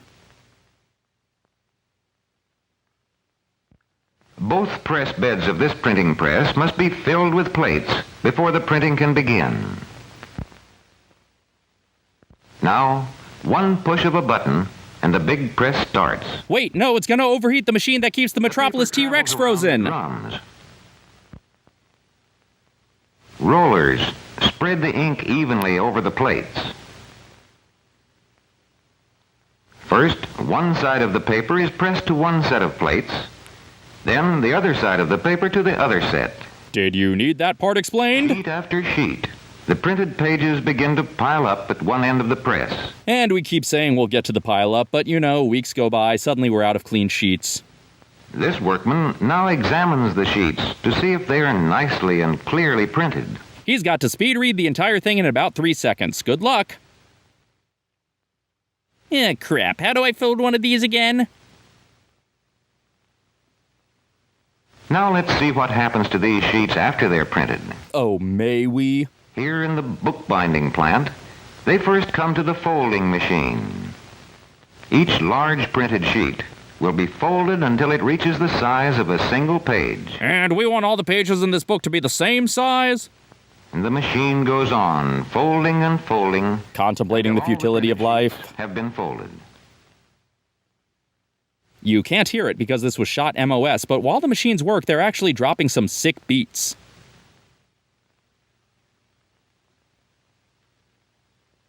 This man checks the folders to make sure that the pages follow each other in the right order.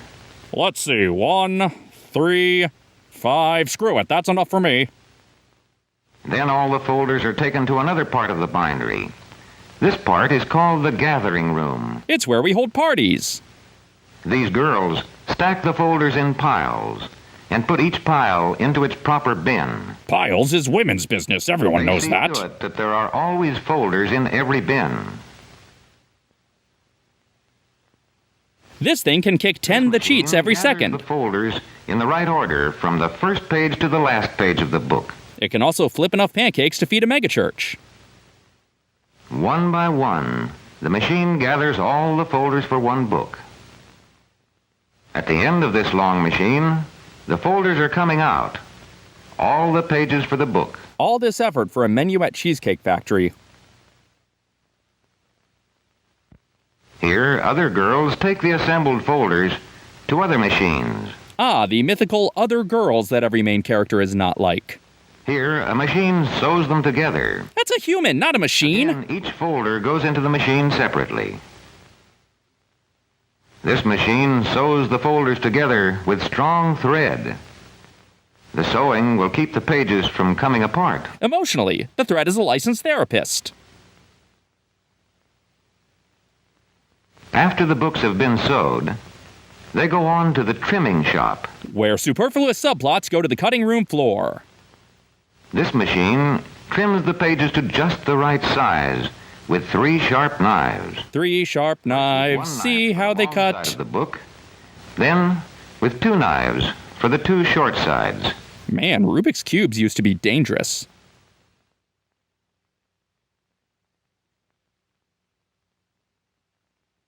Now the pages ride a train.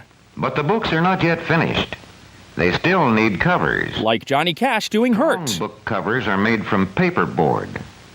First, the paperboard is cut just the right size. They're all personally assessed by Goldilocks. I can't wait to see Cillian Murphy in Nolan's biopic of this guy. Next, cloth from this roll is glued over the paperboard. This makes covers that are strong and good-looking. What about covers that are frail and dorky? I need my representation. At last, the name of the book is stamped on the cover in shining gold letters. And Ready Player 3 is off to stores. Community Theater Stanley Kowalski is on the scene. To be put inside them. All right, I'm off to get my t-shirt tightened. One push, and the book has a cover around it. One push makes you print. The cover is glued tight. And all of these books will be systematically destroyed by Mr. Bean. Here they go, all finished and ready for shipping to all parts of the world. The story has been made into a book for readers everywhere. But the author has already spent his entire advance and it never went to second printing, so he's still working the graveyard shift at Del Taco. Good night, everyone. Paramount, we're bringing back Good Burger and Frasier, and we're gonna make them fight to the death. Up in the sky, look! Wow, just spitting in the face of Adam McKay. It's Superman! A famous studio, but we won't tell you which one, but trust us, it's famous. Ugh, I'm tired of all this big corporate destruction. Support your local destruction LLC.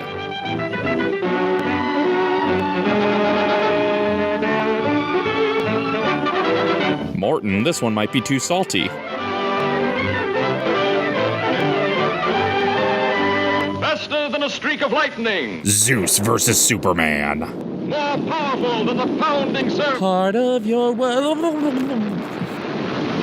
Mightier than a roaring hurricane. Weird, because Superman's the hero who isn't in a Florida theme park. Amazing stranger from the planet Krypton, the Man of Steel. Superman! Merry Christmas! Wait. Remarkable physical strength, Superman fights a never-ending battle for truth and justice. Disguised as a mild-mannered newspaper reporter. Fighting for truth while lying about his identity. The flute really sells it. Damn it, the mystery machine's out of gas again. Okay, but if you look the other way, you'll see everyone dining at the Blue Bayou. Oh my god, someone killed Jim Henson and stole Kermit off his hand! And That'll teach you for overselling how many songs there are about rainbows. Flash. Ah, savior of the universe. Baffling crimes. The body of an elderly man has just been found in the marsh flats outside the city. He has been identified as the watchman at the Metropolis munitions plant. Flash and Watchman, too many DC characters. The love child of Howdy Doody and Lampwick. News later. Sounds like there might be a story at the plant, Lois. Lois? Me name is Louis, not Lois. Chief Whiz, everybody interpolates me name wrong. Who's everybody? I think you wandered into the wrong cartoon, pal. Yes, Lois, Louise, Lucy. Now I'm so mixed up, I don't know who I am. Well, neither do we. No, these shorts are going to be repackaged as House of Munitions.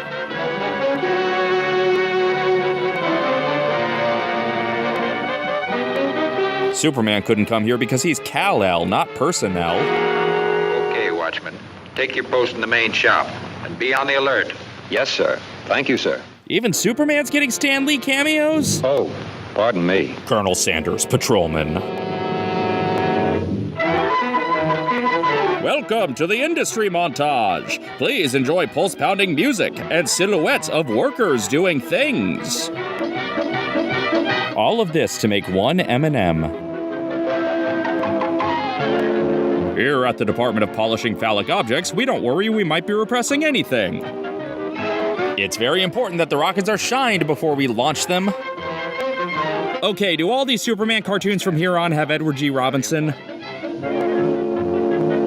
Report upstairs, 12 o'clock. Very important. My mouth moves weird. It's very important. Lois the Riveter. I wonder what the big shot was. This does not seem like the best angle for a security camera. Well, I guess I live here now. Might as well get comfortable. Raymond Burr? That was a good job you did on the Watchman last night. Man, Ghost at a Watchman is a real departure from To Kill a Mockingbird. The shops. It's wired to the switch on the plant floor below. God, these animators love their shadows more than Peter Pan. The whole place... Oh no, my very easily blown cover was blown! Get that girl. Why did we even hire her to be our only non-mobster employee? Chase downstairs, up ladders. I feel like I'm playing Donkey Kong here.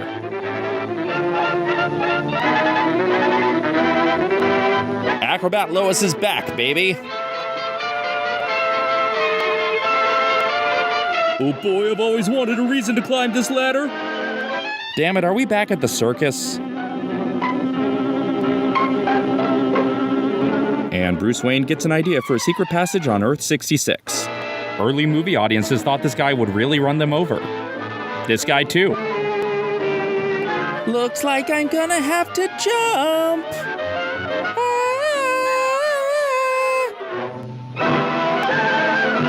Damn it, I swear I was safe. Where's the umpire? Oh, they're gonna send her to the Genesis planet.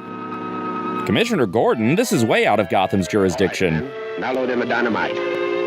A second non-mobster employee? Okay, fair. That's on us now. I can't take this kind of pressure. No, they killed Mr. McFeely. Never thought of stuffing TNT into a condom. There, the problem went away. Jones speaking. Indy went down a dark road, I tell ya. Send out the torpedo immediately. Immediately. Wah, wah, wah, wah, wacky torpedo music! How long are they gonna need that sign to be there?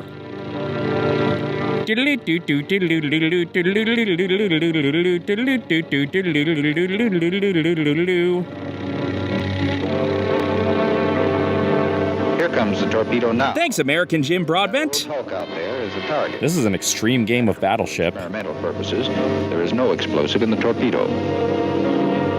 No, I'm sure that guy's really dead. The metal beams just have an itch. Ah, the final shot of North by Northwest. Well, I'm not sure who this looks like a job for, but I'm here anyway. Okay, stand by. Ready? Where? It's okay. It happens to a lot of torpedoes.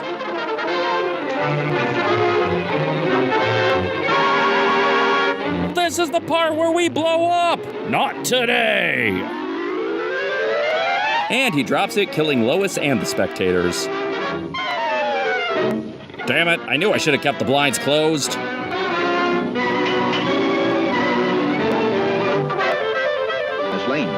Miss Lane, are you all right?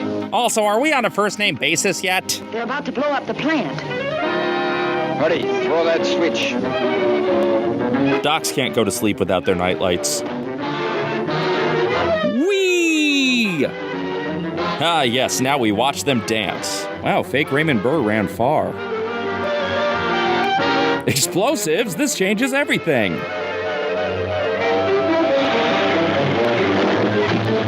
This plan seems good. Yeah, back when cable channels could afford to advertise on trucks. Superman! That's your name. It was right off the tip of my tongue. Strike! You will conquer your fear of the dark and like it. Couldn't you just pick the truck up? I mean, it's better than moving the train track that was leading up to it, I guess.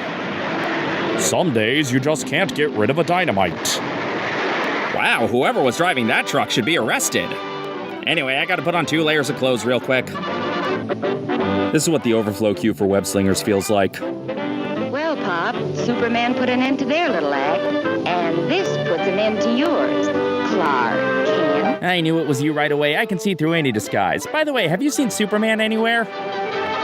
Superman will return in Destruction University. Jingle all the way. Ooh, which one? Tennant? Whitaker? McCoy? Peter Cushing? We can't afford to wait for Irving Russa later. We need Irving Russa now.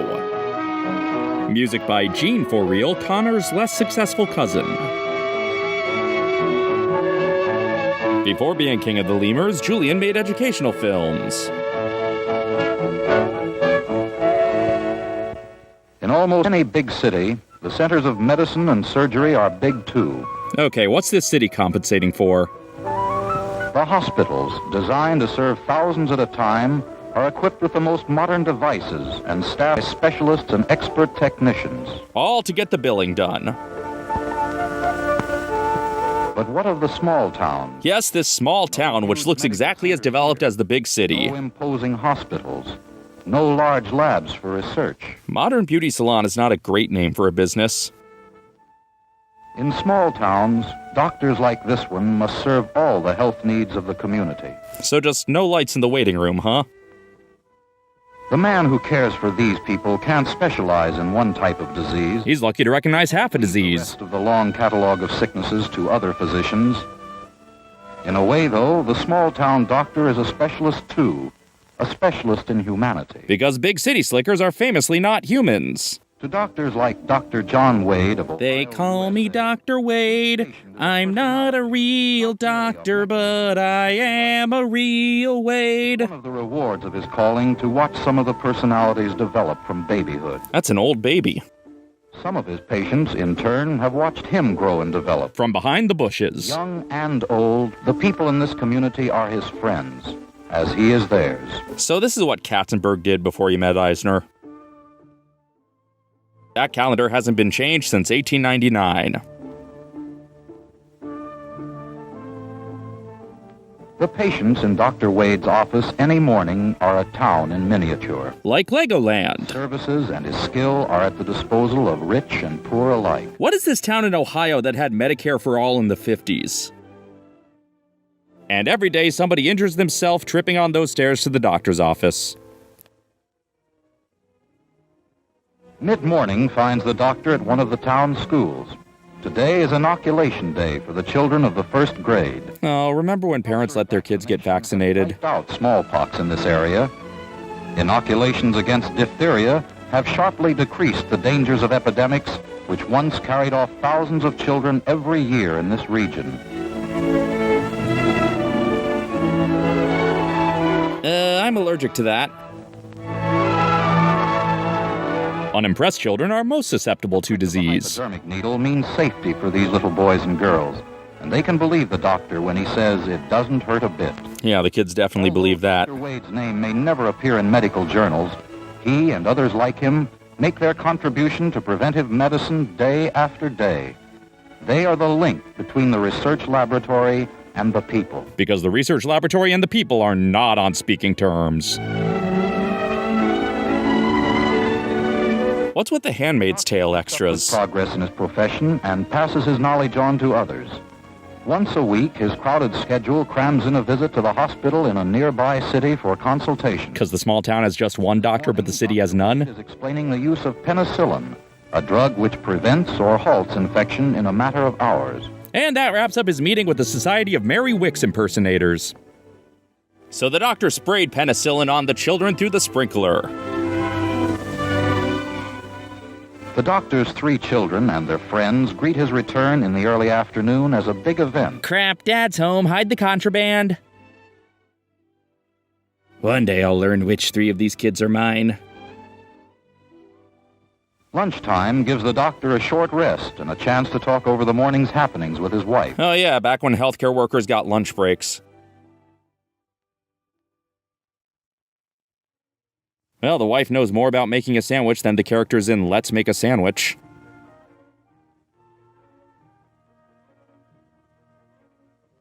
Mrs. Wade, a former graduate nurse, is a great help to her husband. The office is understaffed with nurses, but it's much more important that she cook his lunch. And can give instructions on what to do until he arrives. Today, Mrs. Wade knows the doctor can finish his lunch before answering the latest call. Inhale that food and start running. The doctor takes his own advice about eating voyeur cam. After meals. Sorry I'm late for the open heart surgery. My wife reminded me to eat slowly. After his brief luncheon recess, Dr. Wade answers a call from a Bennett farm, a few miles out of town. House calls in this economy? It's important we watch every step he takes so we really understand. Mrs. Bennett thought her husband had had a heart attack. And the Bennetts will both feel better once their daughters are married off to Mr. Bingley and Mr. Darcy. She kept him absolutely still, as Mrs. Wade advised, until the doctor came to examine him. Tom Bennett has been doing the work of 3 men lately. Oh, he was taking care of that baby we saw earlier. In the Midwestern summer heat, it's no wonder even a strong young man like Tom suddenly found the work too heavy. A doctor and something being heavy. Wish I could think of a joke for that. Yeah, a thermometer will tell you if you've had a heart attack. No sound is coming out of Dr. Wade's mouth, so Tom has no idea what's happening. On the farm until Tom gets better. I don't know how to say this, Tom, but you're pregnant.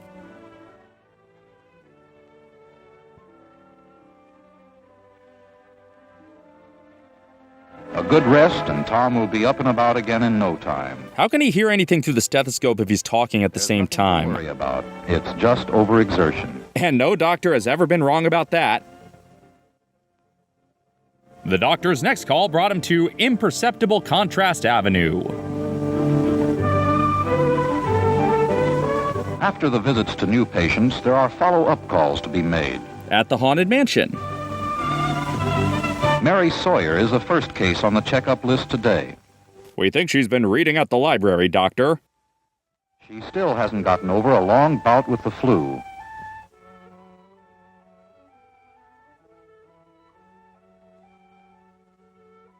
Here, let me crack open a glow stick. Please tell me he washed that. The new sulfa drugs brought her fever down, but they left her weak and listless. I wouldn't know what it's like to be listless, because I can always list things while my name begins with a D. Parents are afraid she's getting worse. Okay, is every man in this town Slugworth? Okay, now where's the headphone jack? I don't remember The Exorcist being this slow. Without their knowing it, Dr. Wade treats Mary's parents almost like patients themselves. I mean, he's the only doctor in town, so they are actually his patients, too. She'll be all right. And the doctor has found that it's a good idea to keep anxious relatives busy with instructions for the care of their patient, so they'll have less time for worry. Yes, an endless string of tasks to get done certainly reduces stress. The doctor has a black car so that if things don't go well, it can double as a hearse. Next, the doctor stops in to see the Clark family. Clark's family? Martha and Jonathan? Wait, no, they don't exist in these riffs. The living with the land boats are always floating by this house. They had a product placement deal with this house, and they get more money the longer we linger on it.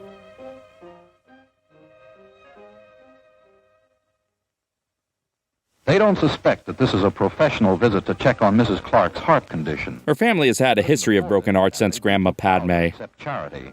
So Dr. Wade lets them think it's just a social call. He's fooled them into thinking they have a friend, but nobody cares about them non-professionally. So it goes for the rest of the doctor's long day. Dr. Wade reaches home just in time to play with his daughters a bit before bedtime. The doctor only has time to read the novelizations of creepy Richard Williams movies. Sometimes he sees more of other people's children than of his own. As far as he knows. He tries always to be there when they say their prayers at night. After all, the prayer is what they're living on, and they've got to hold on to what they've got. Most children forget to do the dance moves to their bedtime prayers. Good night, Daddy. This 5-minute bedtime visit will surely stave off all the resentment towards you that's been steadily growing inside us.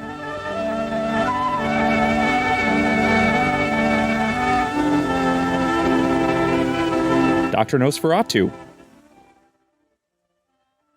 Okay, either she's a mime or she just escaped prison. Usually, his wife has to take care of most of their social obligations. In fact, his wife should just do all the socialization and he can hole up in his room. Boy, it was really hard to watch movies before projectors were invented. Yeah, this is what porn was like then. Last year, Dr. Wade managed to get away for a week with his family and some friends. They took movies and never tire of running them. But their friends sure tire of watching them. Hey, Dad, before you start the movie, I can't open my tin of chewing tobacco.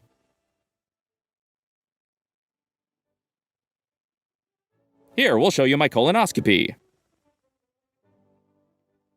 This is the hideout where the doctor escapes as often as he can.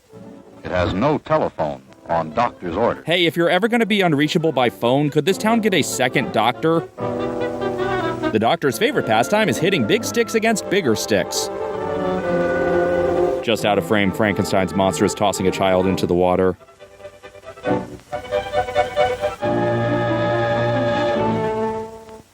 Someone was jealous of Superman's ass shot in the circus cartoon. Perhaps the film technique won't win any prizes. Oh, you're one to judge. Revive pleasant memories. And even a reminder of a vacation is relaxing when holidays are rare. But what about a reminder of the vacation you need from this vacation? Mrs. Wade feels it's high time the doctor took another day off. So we can put that overexertion diagnosis to the test. To get away from home. Well, now this just turned into how to go places. Consider this a delightful idea. You heard it here, kids. Escaping solves all your problems. A driver almost caused him to become a patient himself. Sometimes ideas don't work as they're intended to. Just when the Bennetts and the Sawyers and the Clarks and all the others can spare Dr. Wade for a day, someone else seems to need him badly. It's my 180-degree rule, Doc. I think it's broken. The outing will have to be put off until another day. The surgeon at the hospital where Dr. Wade is a consultant needs immediate help in an emergency operation. The surgery is an emergency, but they have time to go track down this random town doctor on his day off. And this led to the Hudson Hornets crash.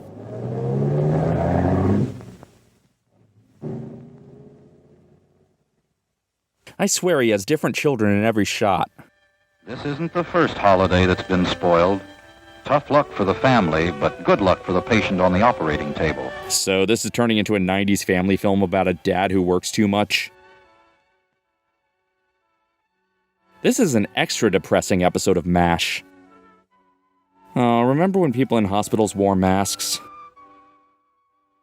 No one but this doctor could assist with this surgery. Just ignore all these nurses. This is the moment when all the doctor's skill and training are called forth. When one unsure move might mean the patient's death.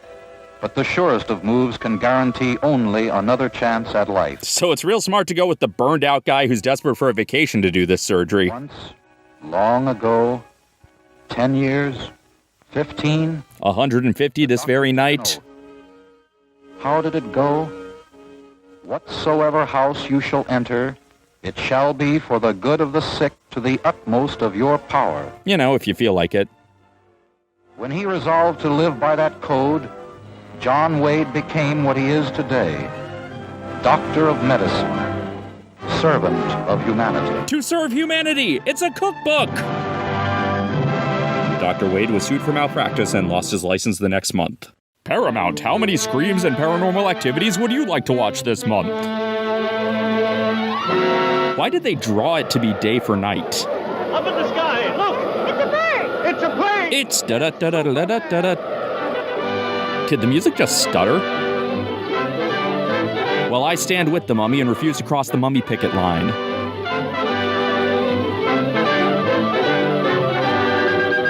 My favorite publishing company, Siegel & Schuster.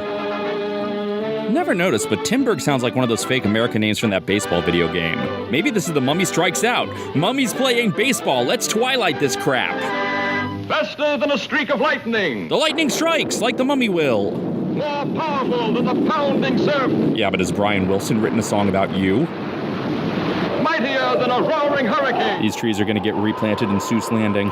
This amazing stranger from the planet Krypton, the Man of Steel, Superman. His cape stopped moving when the Fleischers left. Remarkable physical strength, Superman fights a never-ending battle for truth and justice. Disguised as a mild-mannered newspaper reporter. A mild-mummied reporter. Yeah. Sorry about that. It was just some leftover fire from the circus cartoon. Our story begins inside a cheesecake factory. Put in the crypt in Kryptonian. This wall promoted Tomb of the Dragon Emperor for years. One of the top men cracked open the crate. Snow White just ate the apple. Dr. Jordan. Dr. Jordan Peterson? Oh no, he milked himself to death while eating a truck of meat. Daily Planet, king of the slow news days. Oh no, what will the rest of the Hogan family think?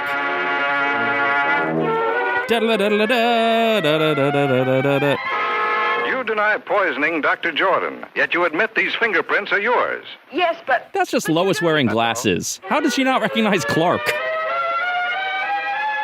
Oh, sounds like Hogan needs a hero.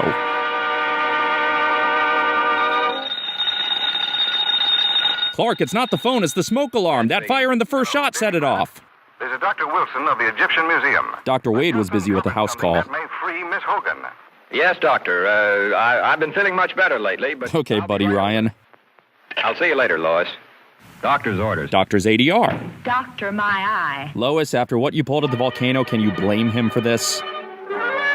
After his riddle was solved, the Sphinx retired and works 2 days a week as a museum docent. All right, Moon Knight crossover. Dr. Jordan was the world's foremost student of hieroglyphics. Wait, that's just the disguise Clark wore last time. Back by him. Even the mummy of King Tush. King Tush. They didn't want to get sued by King Tut. I uncovered this ancient Egyptian tablet and find it to be a secret curse of the tomb of King Tush. Funky Tush. He who disturbs the eternal sleep of King Tush shall perish. This tablet may well be Miss Hogan's passport to freedom. Oh, good. Superstition always overturns evidence. Doodaloo, Inspector Lois. Not to be confused with Coma Cat, Metropolis's top pet salon. So this is the part where the gangster dies and our original tour guide comes back? Over 3,000 years ago, the valley of the Upper Nile was ruled by an old and powerful king. Don't get me started on the Upper Fraser. The Lower Nile for many years, and just before the old king died, he called his son to him, a young boy of 12. Tino Tonatini. He commanded his giant guards to swear an oath of eternal allegiance to the boy prince. So no story behind the giant guards, huh? This world and the next. Shortly after, the old king died. And this is how Tanis Tea was discovered, Now ruled the kingdom of 10 million people. including Yul Brynner and Jason Mantzoukas. Passion for such responsibilities, and being of a sickly nature, soon became ill himself. He was always sick, but he had to become ill. Tended more faithfully than this youth. You can actually watch the budget shrinking the longer we stare at these hieroglyphics. Their oath of allegiance, each of the royal guards drank poison. Also, they really like poison. Continue to protect the spirit of their young king in the Valley of the Dead. Until Prince Alexander challenged death for the king's soul and brought him back to life. Thrill as we watch someone eavesdrop on an after-hours museum tour. Catacombs, Dr. Jordan has reconstructed the burial vault exactly as he first discovered it in one of the pyramids. I hate that this fake museum has better theming than any theme park with Superman. He finally duplicated an ancient mystic formula. Baja Blast. Called the fluid of life. I wouldn't call fire a fluid, but that's just me. Just before he was found dead, Dr. Jordan had inoculated each of the mummies of the giant guard. As short as where the anti-vaxxers get all their science. To life, but somehow the test failed. His resurrection test somehow failed? Dr. Jordan was found here at the feet of King Tush. King Tush, as in I'm gonna kick your tush. But what you don't know, Mr. Kent, is how my glasses stay on my face. Is that Dr. Jordan violated the ancient warning by attempting to open the coffin of King Tush. So did you try telling the police and not just a random newspaper reporter? Yeah, who knew pushing random buttons was risky? A poisonous needle. That's how Dr. Jordan was killed. Yes, and Miss Hogan is a free woman. Because now my fingerprints are on the murder weapon. Under Wraps, tonight on Disney Channel.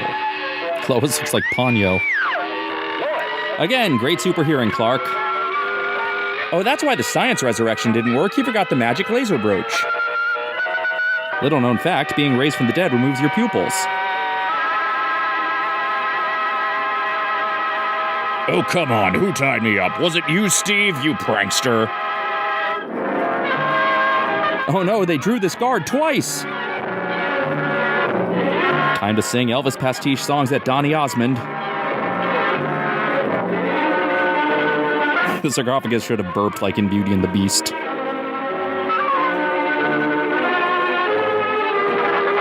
No, Clark Kent was never here. You just imagined him. Yeah, being crushed by pillars warrants a wah wah wah wah. Always pick sedate music for your giant mummy attack scene. You know, I'm just gonna say it. I miss that weird Lewis guy. Yeah, it's one of those grill-it-yourself barbecue places. Lois, I warned you this would happen if you pretended to be a marshmallow.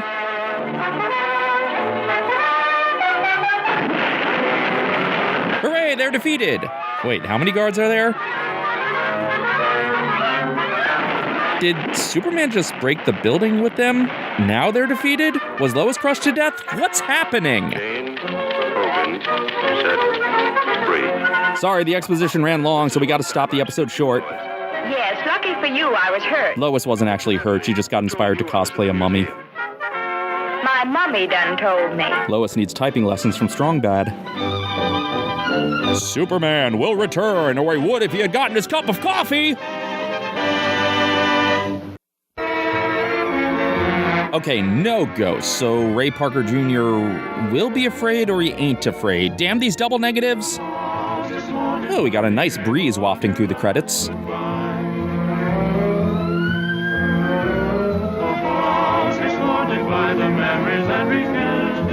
Things that refuse to die generally aren't known for haunting. This is the second piece the singing bus auditioned with.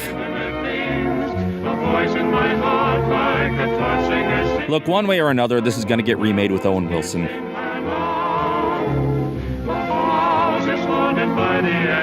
Man, George Bailey's got to put in work on this house.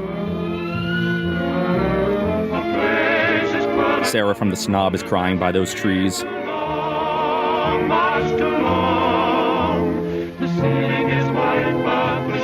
Oh, the bat signal shining through the window. Where's Hitchcock? Still in the bathroom? So when does Herman come out of those stairs? Okay, so that song was just about a breakup, but now we're getting to the haunted house, right? It's a ghost. The ghost of a house. This raises so many questions about house souls. But it hasn't always been like this. When it was new, it was the set of the Donna Reed Show. Happy people lived here. Like Shirley Temple and Clara Bow. Of his house. Not a worry in the world. This man's house was his castle. I guess I gotta admit the castle in Florida is better. And then the trouble began. With a capital T and that rhymes with G and that stands for ghosts. A drawer that wouldn't close. A window that wouldn't open. It looks open to me. Greater faults. Things that took Good thing a Wizard of Oz farmhand was there to fix the door. The owner could never permanently cure his house of these ailments. Ailments like all the George Lucas wipes. More as time went on. Boingy, boingy, boingy. Gave up. He realized the trouble was far below the surface. In the foundation under the house. Okay, so this is a home repair short. Today, every man's automobile is his house on wheels. What? Giving him a roof over his head. I mean, yeah, in a very literal sense, but is this really the setup you're going with? Besides moving him about wherever he wants to go. But there are haunted cars. This first draft of Christine is terrible. Haunted houses. Boy, talk about our house in the middle of our street. And the house falls to pieces. So if a car is a house, what does that make a garage? Must be built to withstand an earthquake every second, or oftener. Look, I miss the Fleischers on Superman, but I'm not this desperate for their work. Twisting and turning. If a car does not have a good foundation. I'm picking up good foundations. Of ghosts. Body joints loosen up, bringing squeaks and rattles. So, not Even ghosts. Tires get more wear. The tires are getting wear and tear because you put a whole house on them. A car must have a strong foundation. I mean, foundation is also key with makeup. There were so many places we could go with this.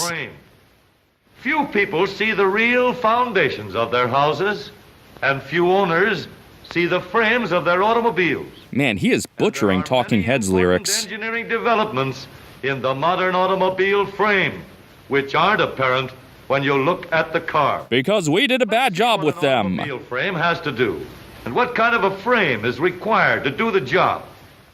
This line is the road. That is not the road. You can't fool me, Wile E. Coyote. And this is the body. A dead body? Now let's look at it from another viewpoint. Looking down on top of the car. Made it, Ma. The car is supported at four corners. Where Rusty Griswold tries to have sex. We must have a strong, rigid foundation. That line was written by either Mussolini or E.L. James. So let's take off the body and build a foundation. Shouldn't you have built it before putting on the body? Pieces of steel, which we will call side members. By the way, I'd like to thank my side members for supporting me on Patreon. Side members apart and something to hold them together. The duality of side members. Two more steel pieces. What is this, truck amuck? We call cross members. Cross members is what I say when I can't remember the word Christian. Turn those front wheels. It was bold to have the cue for Haunted Mansion actually lead to World of Motion. Let's give them all the room they want. The back wheels would like some room too, but we don't love them as much as the front wheels. That's better. How about the rear end of the frame? Hey, ogle on your own time. One cross member. Sir, please keep this professional, and you can fantasize about members in rear ends at home. Support for the gas tank, but we need something stronger than that. Let's put in another one. Yeah, okay, DJ Khaled. The frame strong and rigid. Again, fantasize about strong and rigid members off the clock. Foundation won't go together in the middle like this. Let's put in another cross member. What do you mean, let's? I'm not involved in this. Now we have a frame that you can't pull apart. Without that beam, a guy could pull it apart with his bare hands. Pretty good job. I really am incredible. Hey there, that won't do. Well, don't snap at me. You drew it like this. You take the credit, you take the blame. More steel girders like the letter Y. As in, why do we care? Any force applied here will be transferred to the center of the frame. God, even Bob Gurr's getting bored of We this. don't want to be compelled to make this center crosspiece too heavy. Who's this we? You're the one doing this. Spread the strain. Let's put in these members, like the letter K. And you're going to need KY for the member and the rear end. We're going to support the front of the engine here. With a $3 pledge so we can hear the At Home with the Front of the Engine podcast. To support the rear of the engine. Now we've designed a skeleton frame. No ghost, but there's a skeleton. We'll have to do some figuring. And the first thing we want to know is... What am I supposed to do with this information? The most severe strain. Or, as engineers would say, where is the point of maximum stress? The point of maximum stress is my house, which is haunted. Supported at each end. From houses to cars to random steel beams. Center of this piece of steel. Be sure to tie it with a knot that disappears for a single frame. Up and down, and it doesn't break. This whole short is the stuff Adam McKay tells us in a Celebrity Cutaway. But suppose we fasten a steel box over half the length of the beam and again apply the weight. And putting a box on a bench will rid my car of ghosts? This is what happened to Hamsar. While this end was held rigid by the steel box above it, this point was doing most of the bending. Right here at the edge of the box. So put another leg there. We've got ghosts to worry about. As an engineer would say, the stress was localized. I guess it takes more than cutout animation and a heavy weight to make a Monty Python sketch. The point of greatest strain is here at the front edge of the steel box or body of the car. All this to program a putt-putt game. That point is here. The usual way of building this part of the frame. They keep to the no ghost promise by ensuring this animator does not suffer a fatal heart attack. In this frame, we're going to use 2 steel girders and set the whole project severely over budget. With a heavy steel plate known as a gusset. A gussie? This construction gives us rigid strength. God, Danielle Steele's prose isn't this horny. Another point of great stress is here. Did they have to watch this whole tutorial before making each one of the 50 million cars in Achievement USA? Give us extra strength. After watching this, I need extra strength Tylenol. On the frame we have designed, we'll find that there is another point of heavy strain. Here in the hump. Don't say hump, you dirty old man. Up to get over the rear axle.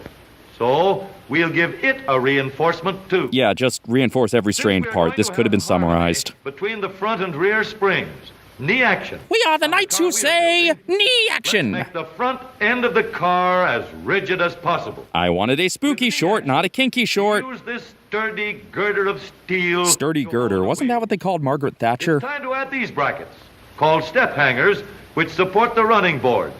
And now look out for the rivets. Oh, nothing in this short is riveting. Watch out, Rosie's just pelting them randomly. 219 tough steel rivets to hold our frame together. And no cutting corners. If you only use 218, the left blinker will explode. They're in place. Now we have a strong, rigid foundation. You can hear him leering when he says that. YK frame. Should be Y2K for how anticlimactic this feels. Under the hardest usage for tens of thousands of miles. Strong, heavy side members for support. Sturdy cross members for rigidity. A male narrator talking about rigid members is the most queer rep we got back then.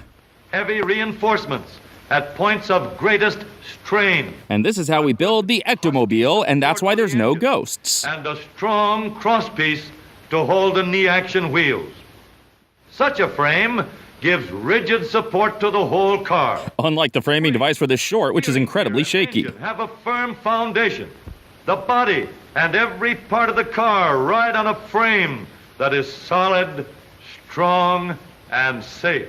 Cars really are perfectly safe. There's no way someone injured in one would take several months to recover. On good roads or bad roads. This will all be redundant when Doc Brown gets us a hover conversion. Your car has a foundation to protect all vital parts from damaging shocks and strains. This house looks like it's getting a visit from the wet bandits. Winters may come and go, but such a house on wheels. Yes, car models will never come and go. Creaks and rattles of a haunted house. House MD had more to do with houses. This spooky music gets me hyped to build a car. Even Jam Handy sounds filthy. Paramount. None of our films grossed $1 billion this year either, but you don't hear us whining about it, Disney.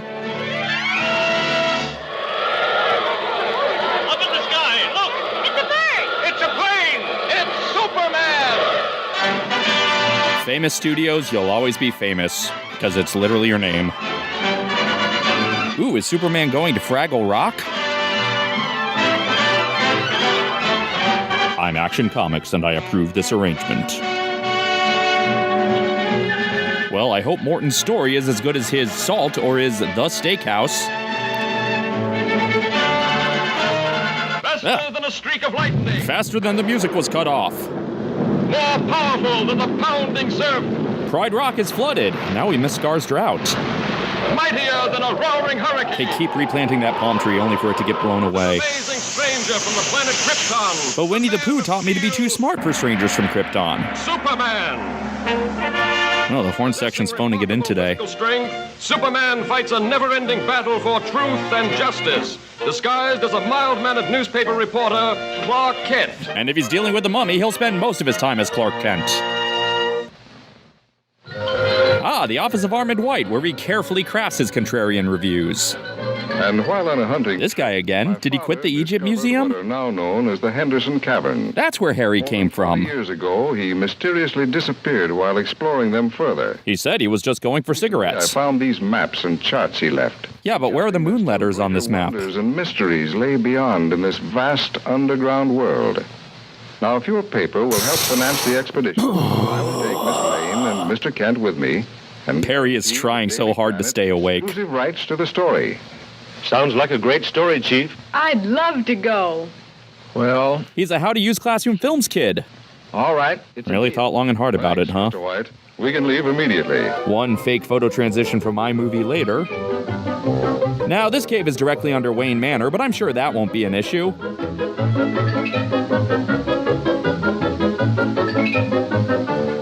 Careful now. Those are explosives for the... I got them from this Chekhov guy, but I don't know if they'll come up later. We're shoving off, Kent. You're not invited. Forgot to tell you. So long, Clark. Okay, now they're being suspiciously friendly to each other. Strange Huckleberry Finn remake. Lois is Disney bounding Snow White's maid outfit.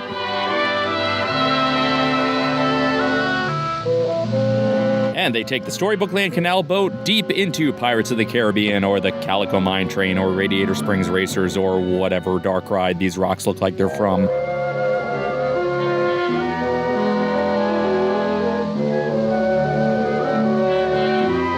The depths of hell? Or is it just the Mechanical Monsters lab again? It's beautiful. I mean, I can't see crap, but I assume it's beautiful. Is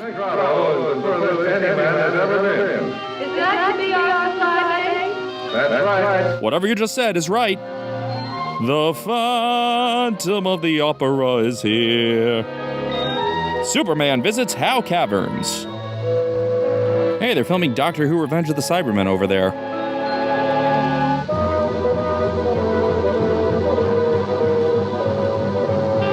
Runaway boat, or float-away boat, I guess. The boat! You should have learned from Sam Gamgee and brought a bit of rope. Remember, Lois can fly a plane, can't park a boat. Oh, damn it, I missed my bus.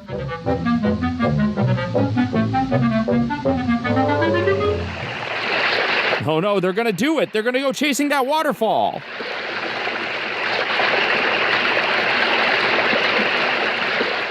With dynamite. Why didn't we unload that first?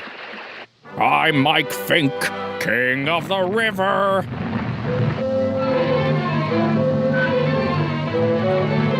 Oh, I can never remember. Are those stalactites, stalagmites? It's gonna be bugging me all day. Ow! Lois!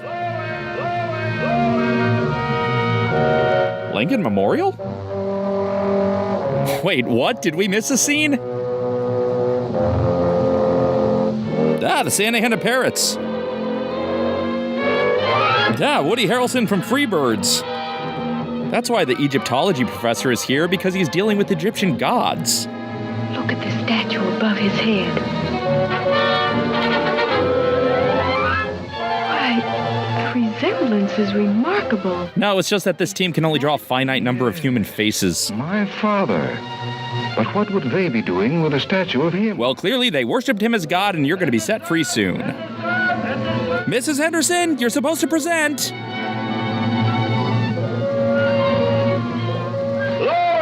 Lois, did you steal my press pass again? Because if so, I'm leaving you for dead. Pocahontas just jumped off that waterfall. Sure, let's squeeze a backside of water joke in here, too. This is every theme park ride.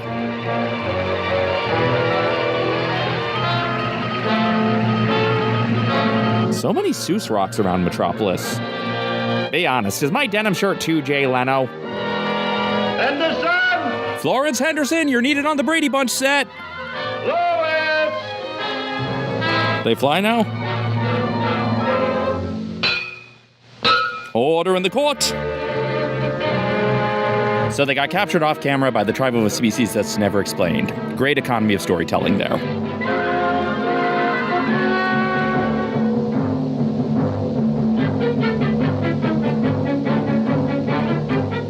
Ah, the Tiki Room birds really are going to make you disappear.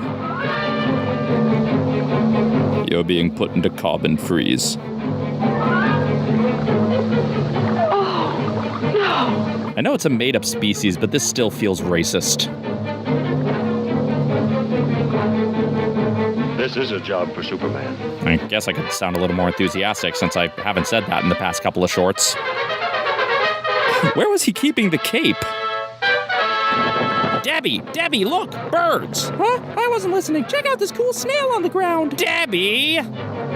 This is where the Haunted Mansion ravens go during holiday. Right, then what did I stab? Marion, don't look at it, Marion.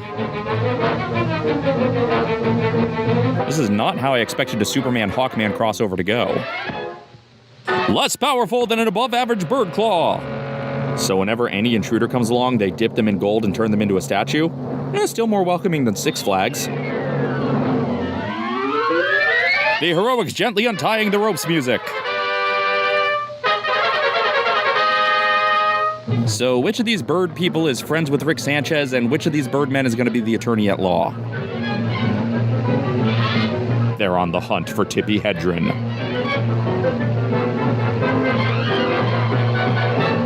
So the boat full of explosions didn't cause that big a rock slide, but a single grenade can trap this entire ancient civilization.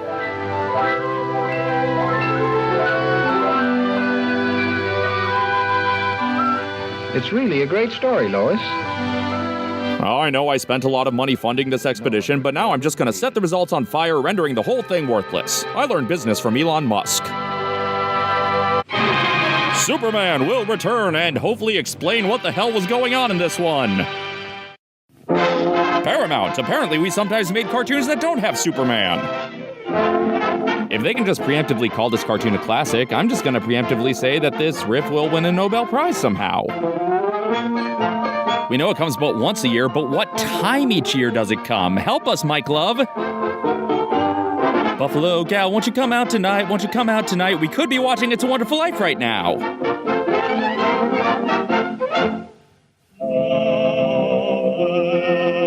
Oh, our story begins inside one of those model Christmas villages you get at the Knott's Marketplace.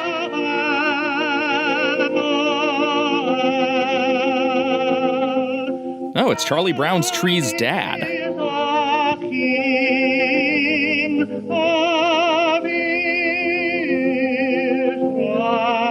This week on Dorm Life, Gopher and Shane's hijinks ruin Steph's Secret Santa party.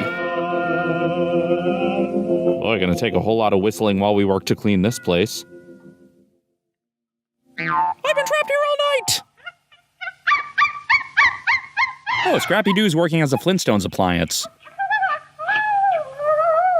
Merry Christmas, everybody! I hope we got pants! Yeah, so does Tax Day. These aren't orphans, they're clones of a single Precious Moments figurine. And we are all together. I am the walrus. I can see why they stopped giving Sweet Pea's speaking parts. Stocking rifle, real normal. Now Baby Herman's pissed. That doll is too small for me to tell if it's a questionably designed monkey or an unquestionably offensively designed person. Why did this kid get a Red Ryder BB gun? Oh, bang goes new Betsy. They took away my Second Amendment rights. Ah, this is how Deflategate started.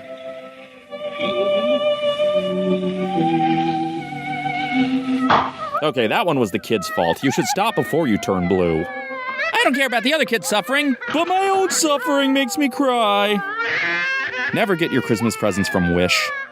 Oh boy, an officially licensed cocaine bear. Oh, teddy bear. Well, there's the problem. Someone filled your teddy bear with Kraft macaroni and cheese.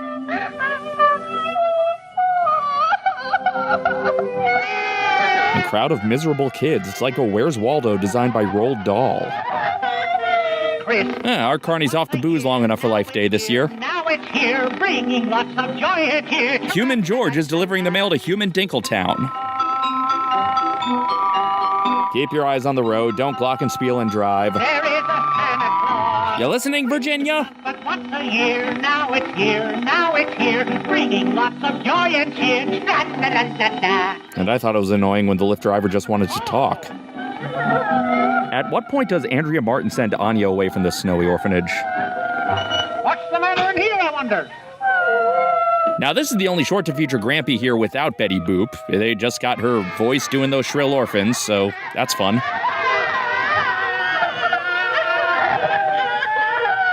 Looks like a pretty gloomy Christmas for those poor kids. What can I do? Well, I certainly can't lip sync. Huh?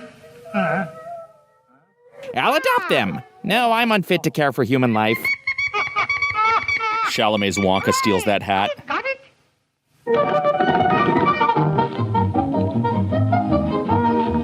Good thing I'm fashioning these boots out of these Carvel ice cream cakes.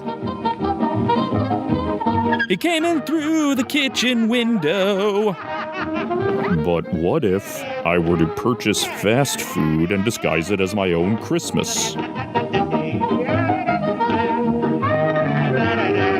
Enough of these tools. I just want to play with the box. You know, somebody presumably cleaned this kitchen up the way they like it. Here, I'll just break all their own stuff and give it back to them. And spin. This is the perfect time to pivot to a cooking channel. This is what happens when you do your Christmas toy shopping at IKEA. Oh, why'd I do this? I'm going to be spitting blood for days. This sled later recycled by the robot from A Grand Day Out. Grampy, why are you wasting time here when you should be at rehearsal for the Betty Boop musical? I guess that scrap of parchment fell to rigor mortis. He made the plane first, but he released the steamboat before it. Alfred Hitchcock's North by North Pole. Come on, skip through this and get back to Pee-wee's Playhouse. Well, that's just mechanically unfeasible. Doesn't this orphanage have adult supervision? There, the newest edition of Guitar Hero. In an old house in Paris, all covered in vines, live 12 little girls who do nothing but whine. They're still sobbing, but I'll let them suffer a bit longer. Ah, and there's Charlie Brown's Thanksgiving feast. Animator's really proud of this gag, huh? Has Grampy been hit with Joker gas? What's with all the laughing? You've heard of closet cosplay? Well, here's kitchen claws play. With this coat and this hat, I'll look just like St. Nick. You're a weird one, Mr. Gramp. Now for the surprise. He's a Salvation Army Santa. Wasn't there a puppy at some point? You gave us crummy toys, you bastard! Get him! Santa then sued Grampy for identity theft. So the toys he threw together in 2 minutes have better structural integrity than the toys that were actually bought on purpose. Couldn't you have done this prep before you woke the kids up? If any kid touches that track, they get electrocuted to death. Whose coffee pot is that? No adults work in this orphanage. Feathers McGraw's gonna hijack that train. Yoshi's Crafted World is less fun than I remember. The way this train's built, there's always a fork in the road. They'll never recognize this stairway. They'll be lost in their own house. Ah, the soap they'll load into the gun from a close shave. There, I referenced the full original trilogy. How many kids are in this damn orphanage? I'm gonna take these umbrellas and open a shop in Cherbourg.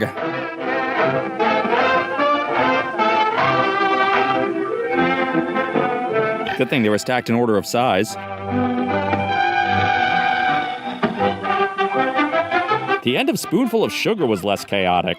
I got soap in my eyes! Move over, ballroom scene from Beauty and the Beast. You could have saved time just by giving the kids the toys that are used for the 3D backdrops. Holiday greetings? Man, the war on Christmas started decades earlier than I realized. Santa Claus will return in Oops, Christmas Came a Second Time this year.